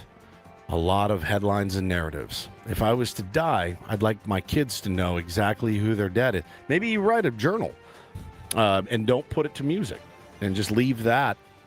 My late father-in-law wrote several books that we have in the office, and if my wife can go back and revisit those. And, listen, if your dad's a musician and he leaves an album behind, that makes sense. Pat McAfee has now fancied himself a songwriter and musical recording artist. So I was curious as I was driving in this morning, and I saw, the preview, it said next week, The Diary of a Polarizing Figure comes out. And I went, oh, God, I can't wait. I'm listening to every track. We're going to break them all down here on Ben and Woods next Friday. But I said, does he have any other music out that I might be able to sample?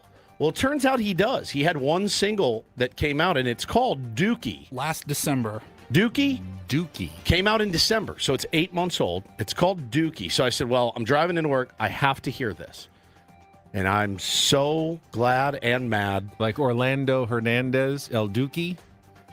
Dookie. El Duque. Oh, God. Play it. Listen. This is what...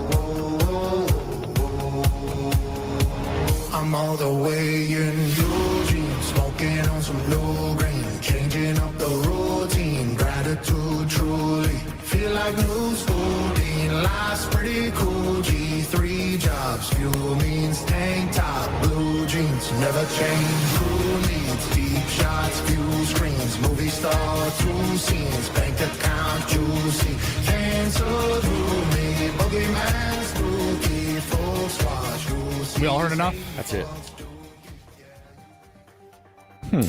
Who's it for? He's got a lot of fans. He has It's a like, lot of fans. Are they It's clamoring like if for music? Morgan Wallen and Jelly Roll had a baby. much, much less talented cousin. Yeah. They had a baby and gave it to Chad Kroger from Nickelback to raise. and then so that's what we're gonna that's what we're gonna look forward to. All right, I'm gonna listen to it with an open mind. We've never made Nickelback sound so good by playing it right next to Pat McAfee. Dookie, by the way. Dookie. I'm going to call this song, my first single I'm going to drop is called Dookie. Hi, it's Woods. I wanted to tell you guys I have an album coming out. And the first single is called Diarrhea. I've poured my heart and soul into this for years. I did. It's called Diarrhea. Oh, my The next song is called Vomit. Dookie. So I have to hear it. I got to hear it, and I'm going to listen. And Fridays, I don't know, weirdly enough, I wake up early, and the first thing I do is I go and see if anything's been New released music. that I want to hear. And I'll listen. I'm bad at going back and looking for new music. Yeah, so it's the release radar on Spotify. I always click it because my favorite. It's hard to keep up with who's got something out. I rarely know anymore. So my Apple I Music, listen. it usually when I open the app, it usually goes right to my downloaded songs. It doesn't. It kind of skips over like the home page where Right. it might say like, "Hey, new album from so and so." I'll be able to get through the entire album. I promise you before we kick off at 6, and maybe we open the show with it next Friday. But it is. Should I not be judging it? Should I think to myself, okay, he has every right to his artistic expression and to pour, like, I couldn't write an album. How can I sit and mock his album? I could not write an album. He absolutely has a right to artistic expression. I don't know that he should be allowed to use his massive platform to impose it on everybody else. Like most people, if they had a passion and wanted to write a song, like 4 people would hear it. But somehow, because it's Pat McAfee, millions of people are going to have to listen to it. Correct? KG the Elephant said if 9/11 had a soundtrack, that would be it. Good God. Have we hit the statute of limitations finally? Maybe. It's been 25 years. Yeah, jeez. All right. Well, next Friday, you know what's coming. The Diary of a what? Polarizing figure?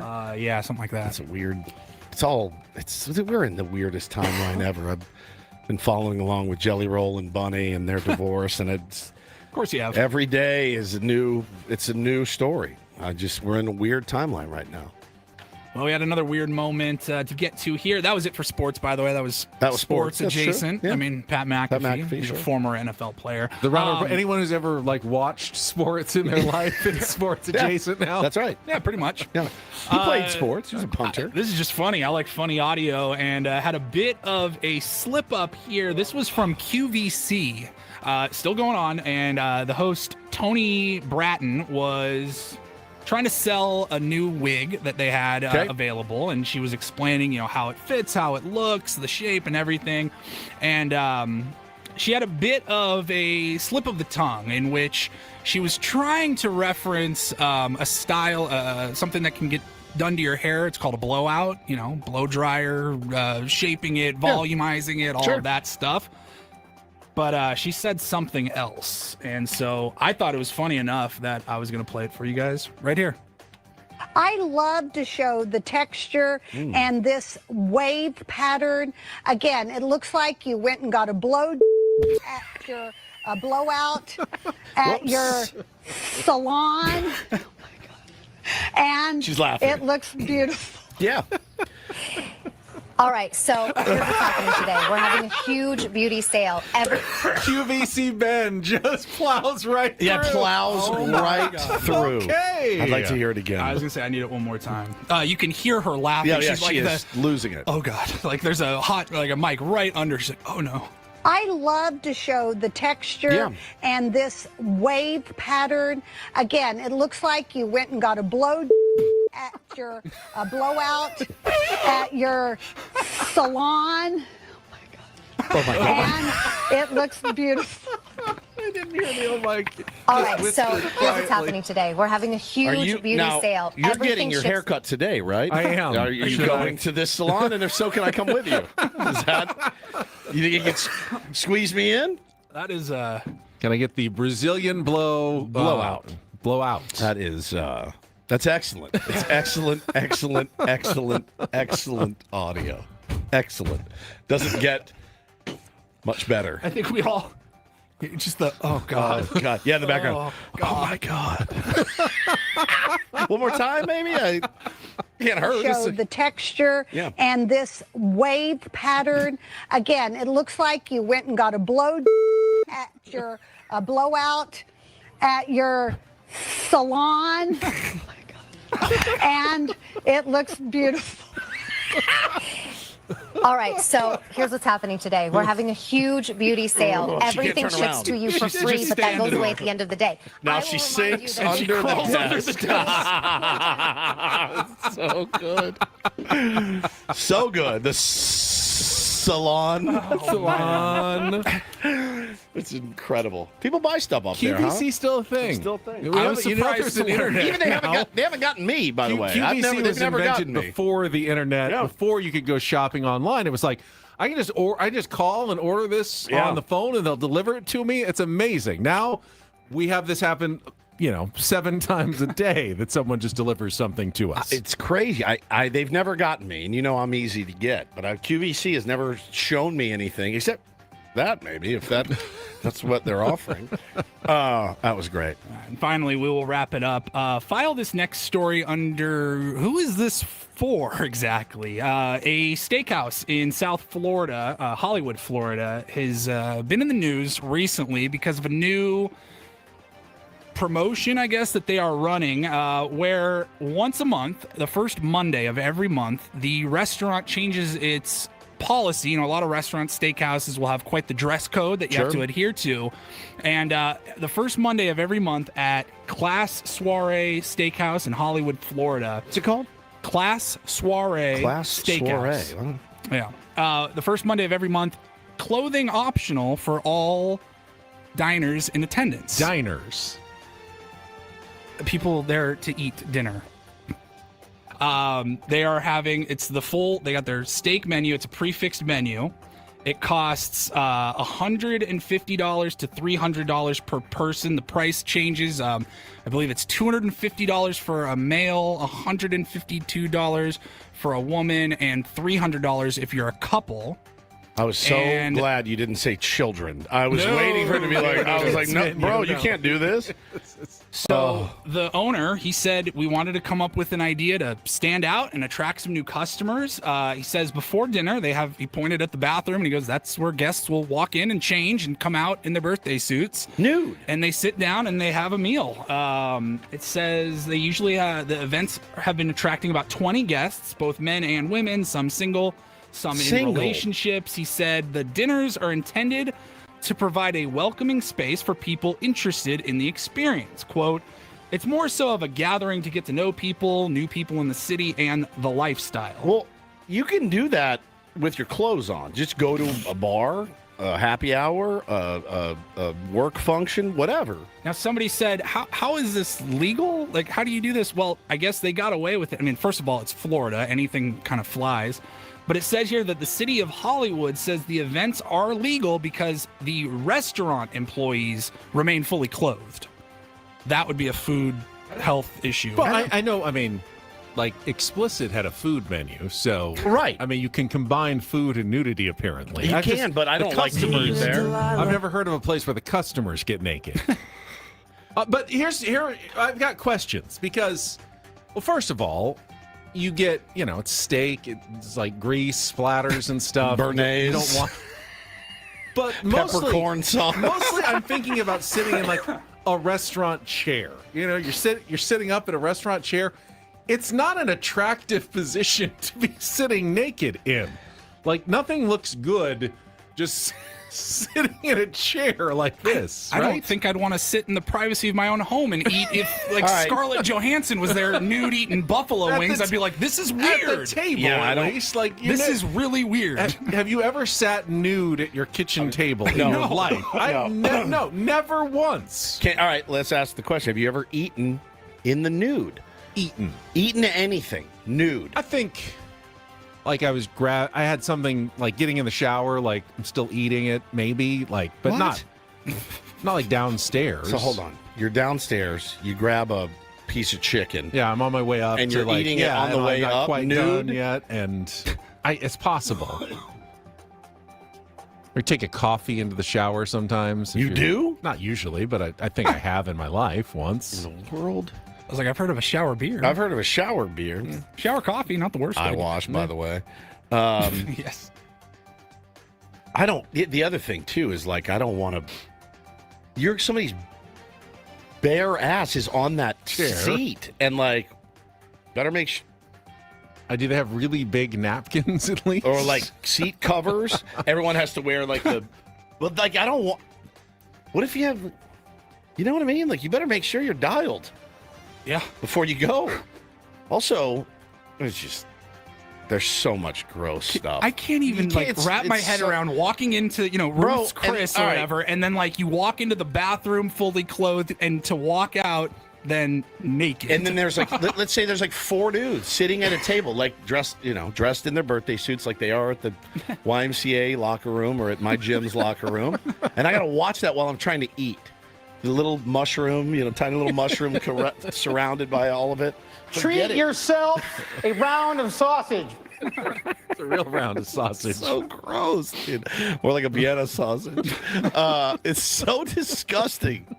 I hate it. I hate the idea, Paulie. I hate it so much. I'm man. also somewhat offended. Can you really charge guys more than you charge women? Yes. For the same experience? Where you been? I'm surprised it's not women eat free, to be honest with you. You get women in you go there. to any club or anything you try to get into, it's if you have 8 women in your group, you might get a discount. Can you right in. imagine if you're the lady who paid your $150, like, hey, you know what? I'm adventurous. I'm going to go. You show up by yourself. There's just like 11 dudes. 11 old men. She's like, never mind. I hate it so much, Paulie. It's one of the worst stories I've heard. It's just so Just a bad idea. It's a bad idea. It's not sexy. It's not what you might picture in your. It's the same thing when you're a kid and you hear about a nude beach.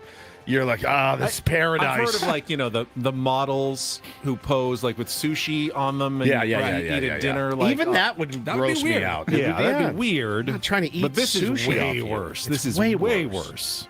So gross.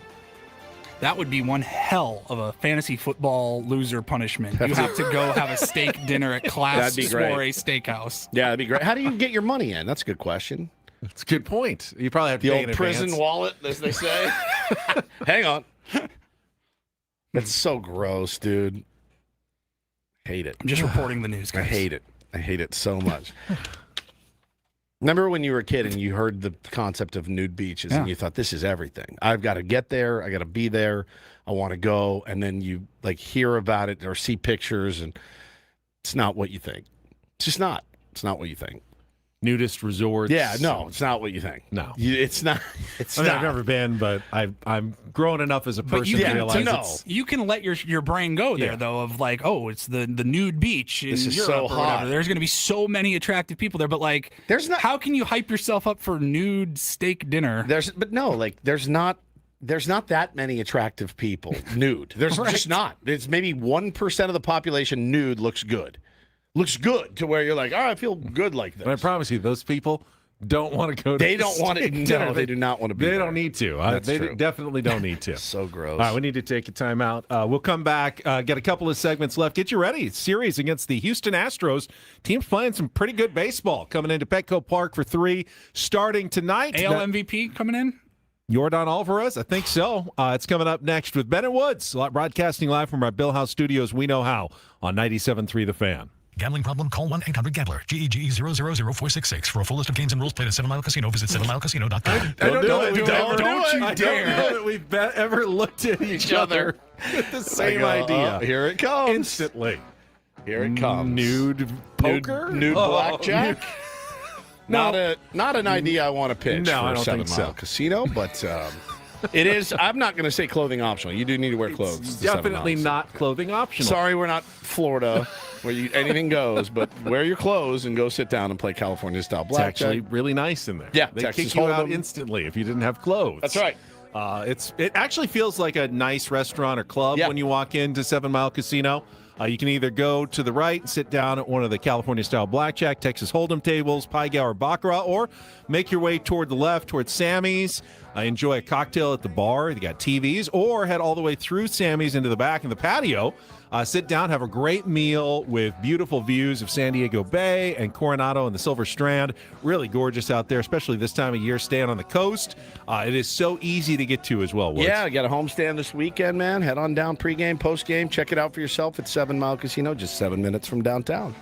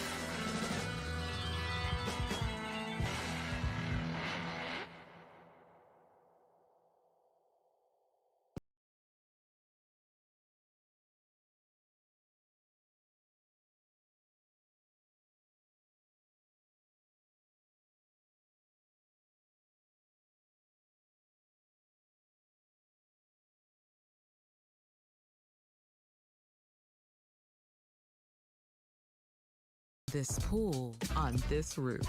This is all for you. The all-new Hamul Casino Resort, now open.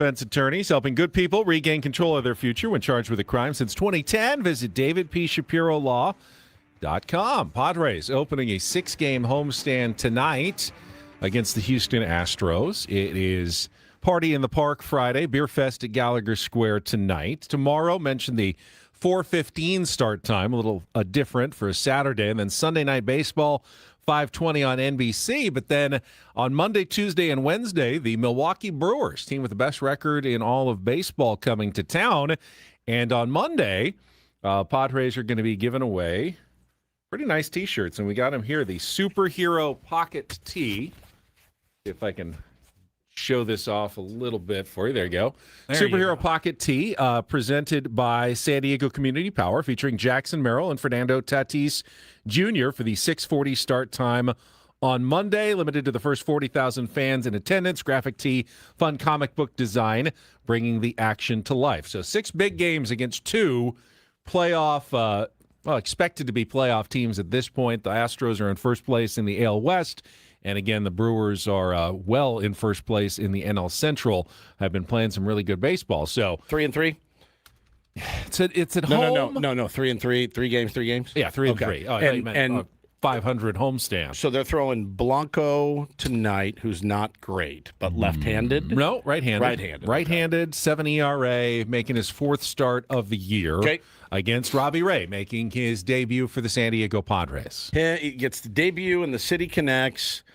Robbie Ray. Be so unlucky as to acquire 2 of the hottest pitchers in baseball and have them both just completely lay an egg in their first starts. I sure hope not. That wouldn't happen to any other team, would it? No, it would not. That's just bad luck. There's nothing the Padres did wrong with Casey Mize. And I will say, though, like, it's been kind of a theme for some of the guys acquired at the deadline. Nobody's really – I mean, Skubal had a good game for him. I think he gave up 2 earned runs, which is maybe the best of any of the guys acquired, I think.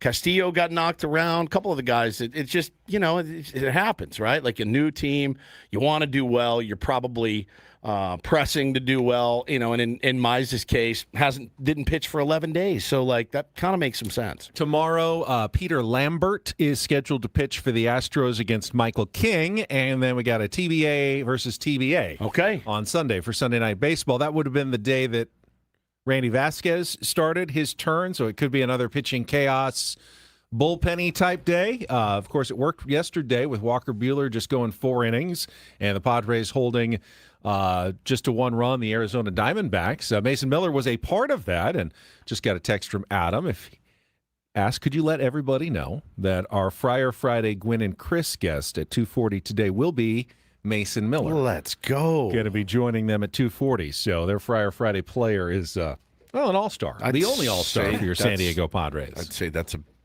big get. Pretty big one. Yeah. So make sure you tune in this afternoon. Mason Miller, I would assume that everyone is still fairly available tonight. Yep. They all had a couple of days rest in the start of that Diamondback series. So if you needed to go back-to-back in a close one tonight, you would. This is one you kind of want to get, though, with Robbie Ray against Reynel Blanco, and then keep hoping Michael King just gives one of those vintage Michael King performances. When he does, he's close to unbeatable.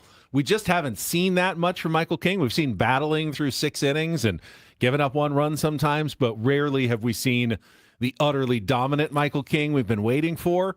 We need a couple of those down the stretch from Michael King. Would really help the Padres' playoff chances going forward. Yeah. Oh, God. I was just going to say, again, I think that you could say this for the rest of the year and into the playoffs, should they make it, is that a lot of the onus is going to fall on the offense. This is a perfect example of a game tonight, Ben. We've talked about all year. Do you have what it takes to go out and beat a guy that you should absolutely beat, with the guys that you have? We get that baseball's weird. We get that it's very unpredictable. We started the show kind of talking about that, but this is an opportunity to take a lot of pressure off your pitching staff. Even a non-doomer like me is still somewhat scarred by my San Diego Padres fandom. If I was talking about this game in another city, for whatever reason, hey, we preview every Major League Baseball game tonight, I would say, yeah, Robbie Ray has been one of the hottest pitchers in baseball for the last 2 months. He barely gives up more than a run. Reynel Blanco's got a 7 ERA. The Padres are hot. Give me the over. Give me the Padres. I'd be confident. I'd go, yeah, Padres should win this one easily. Of course. No matter the juice. We don't think that way. Give me the over. No matter the juice. Ugh, so slimy. Give me the over. It's funny you say that. So you guys remember Scott Farrell, right? Hey, what's up? It's Scotty Farrell. How are you? He's been really active on Twitter, and he does some picks and stuff. And so I happened to just click on one. The one I wanted to see, because he's been real. He's threatening to fight people. So I'm like, all right, I'm interested in Scotty Farrell, see what he's doing. And he does he comes on and he's like, hey, what's up? It's Farrell. Talking about our picks for tonight. The only one we lost was the Padres. I thought they would absolutely smoke the D-backs, and it was against that left-handed kid that was, Mitch went Bratt? Mitch Bratt, who looked like Steve Carlton that night. But that was the only one that he lost. So again, you got to kind of know the team that you're talking about. When I first started in radio, syndicated Farrell on the Bench, was airing here in San Diego on the old 690. It was like the late night or night show. I always heard 11 Eastern, 8 Pacific, or something like that. And I was like, how does anybody listen to this voice? It's Scott Farrell. But then He's got good stuff. Then I learned he was also for many years the play-by-play voice of the Atlanta Thrashers in the NFL. NHL. NHL. I mean, NHL. And I was thinking, man, listen to that for 2.5-hour hockey game every night. Into the boards and through the blue line. Dude, he's good. Wasn't he big with Stern in the 90s he was on the or 2000s? Stern channels, dude. Yeah, on Sirius. He was for 10 years, man. So He's unhinged. Which Give me the over, which I kind of like. But yeah, his only loss the other night were the Padres against the lefty Mitch Pratt. So you kind of got to know the team that you're talking about, Scott. Well, I know this is more for Monday, but as we were looking ahead at the weekend matchups, I did just look ahead and just see what was slated for next week when the Brewers come to town. And right now, ESPN has Logan Henderson versus Casey Mize on Monday. Nice. They have Kyle Harrison versus Walker Buehler on Tuesday. And I then think on Wednesday. I think it is. I've got Dustin May versus Robbie Ray. Well, it was going to be close because I checked it like last week, and I didn't know if they were going to give him an extra day. If they were going to miss him. So. Scheduled to pitch on Sunday. And then Thursday again, or Friday. Yeah. Oh, okay. He's scheduled to go Sunday against Minnesota. As much as I would love to see him pitch, I'm fine missing that I don't one. really want to see him pitch against the Padres in a playoff chase. No question. So, no question. Yeah. Although Dustin May did win his debut yesterday, I believe, for the Brewers as well. Well, and he's pitched pretty well against us at times when he was a Dodger. So, yeah. I mean, that's a decent little foursome that they've put together right now for Milwaukee. Yeah. But, again, with them, they're playing really good baseball, man. They really are playing lights out at this point. Just took 3 or 4 from the Pirates, kind of shoveling them down the pecking order in the NL, Benny. But, yeah, man, two tough series for sure. All right, don't forget Mason Miller, 2:40 today on the Gwynn and Chris program. All guests appearing on our SDCCU fan hotline. It's not big bank banking. It is better. We will come back, wrap things up, maybe discuss other things we wouldn't want to do nude next year on 97.3 The Fan.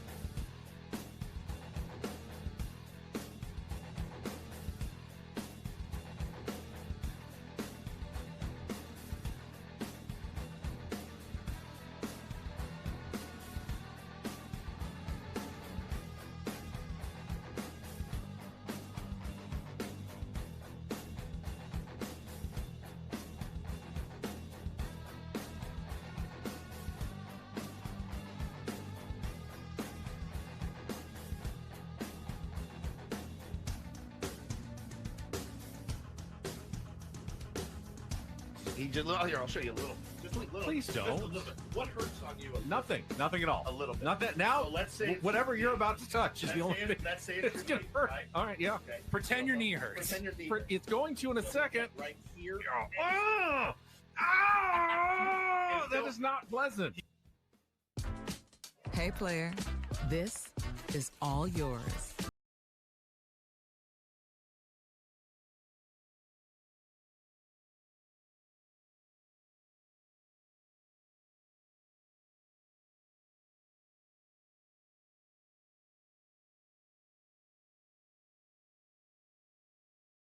This roof. This is all for you. The all-new Hamul Casino Resort, now open.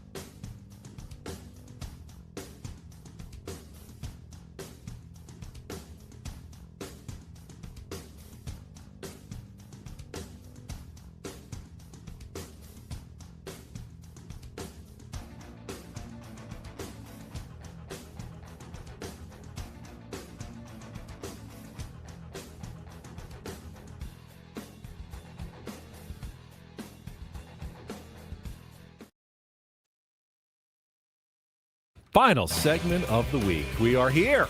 Ben and Woods on a Friday. Turn things over to Braden and Frank here in just a couple of minutes. You guys have any weekend plans? I know you're getting ready for a baseball practice. In like 30 minutes. You're dressed for it. We are practicing at 10:30 today. And we've got a practice. Summer schedule. Yeah, man. Yeah, you got to take fields when you can get them. I just realized, too, I'm pretty sure not every other dad/coach is a radio host that gets off at 10. And I think they all have jobs. So I think I may be on, I think it's 1v11 today. I can see that so for sure. I may be alone.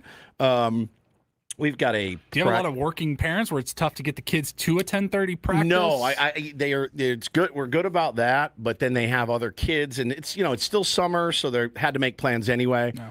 But and then we have another practice tomorrow. I'm really grinding these kids, and then we have a game against our beloved Coach Kurt at Frozen Ropes. Hopefully, we don't walk 15 guys in that game against Coach Kurt's team on Sunday. So excited about that. And in Encinitas Little League board meeting Sunday night, my first official board meeting. Suit and tie, or? I don't think so. No, okay. No. Informal? Do you take the minutes? What do you do? I don't know yet. I have no Don't know your idea. responsibilities? I have put in to be a coach agent is what I put in to be. I am. I'm going to get a haircut after the show. I will once again ask for the not Chairman Mao unsuccessfully. Mm-hmm. Just no matter what I say, that's what I get. What are you thinking this time? I'm going to say, can we make it as short as possible without looking too short because I do have to anchor television again tonight. But I don't hang want to on. look like freshly shorn, too freshly shorn as well. Again, it looks like you went and got a blowout at your salon. Salon.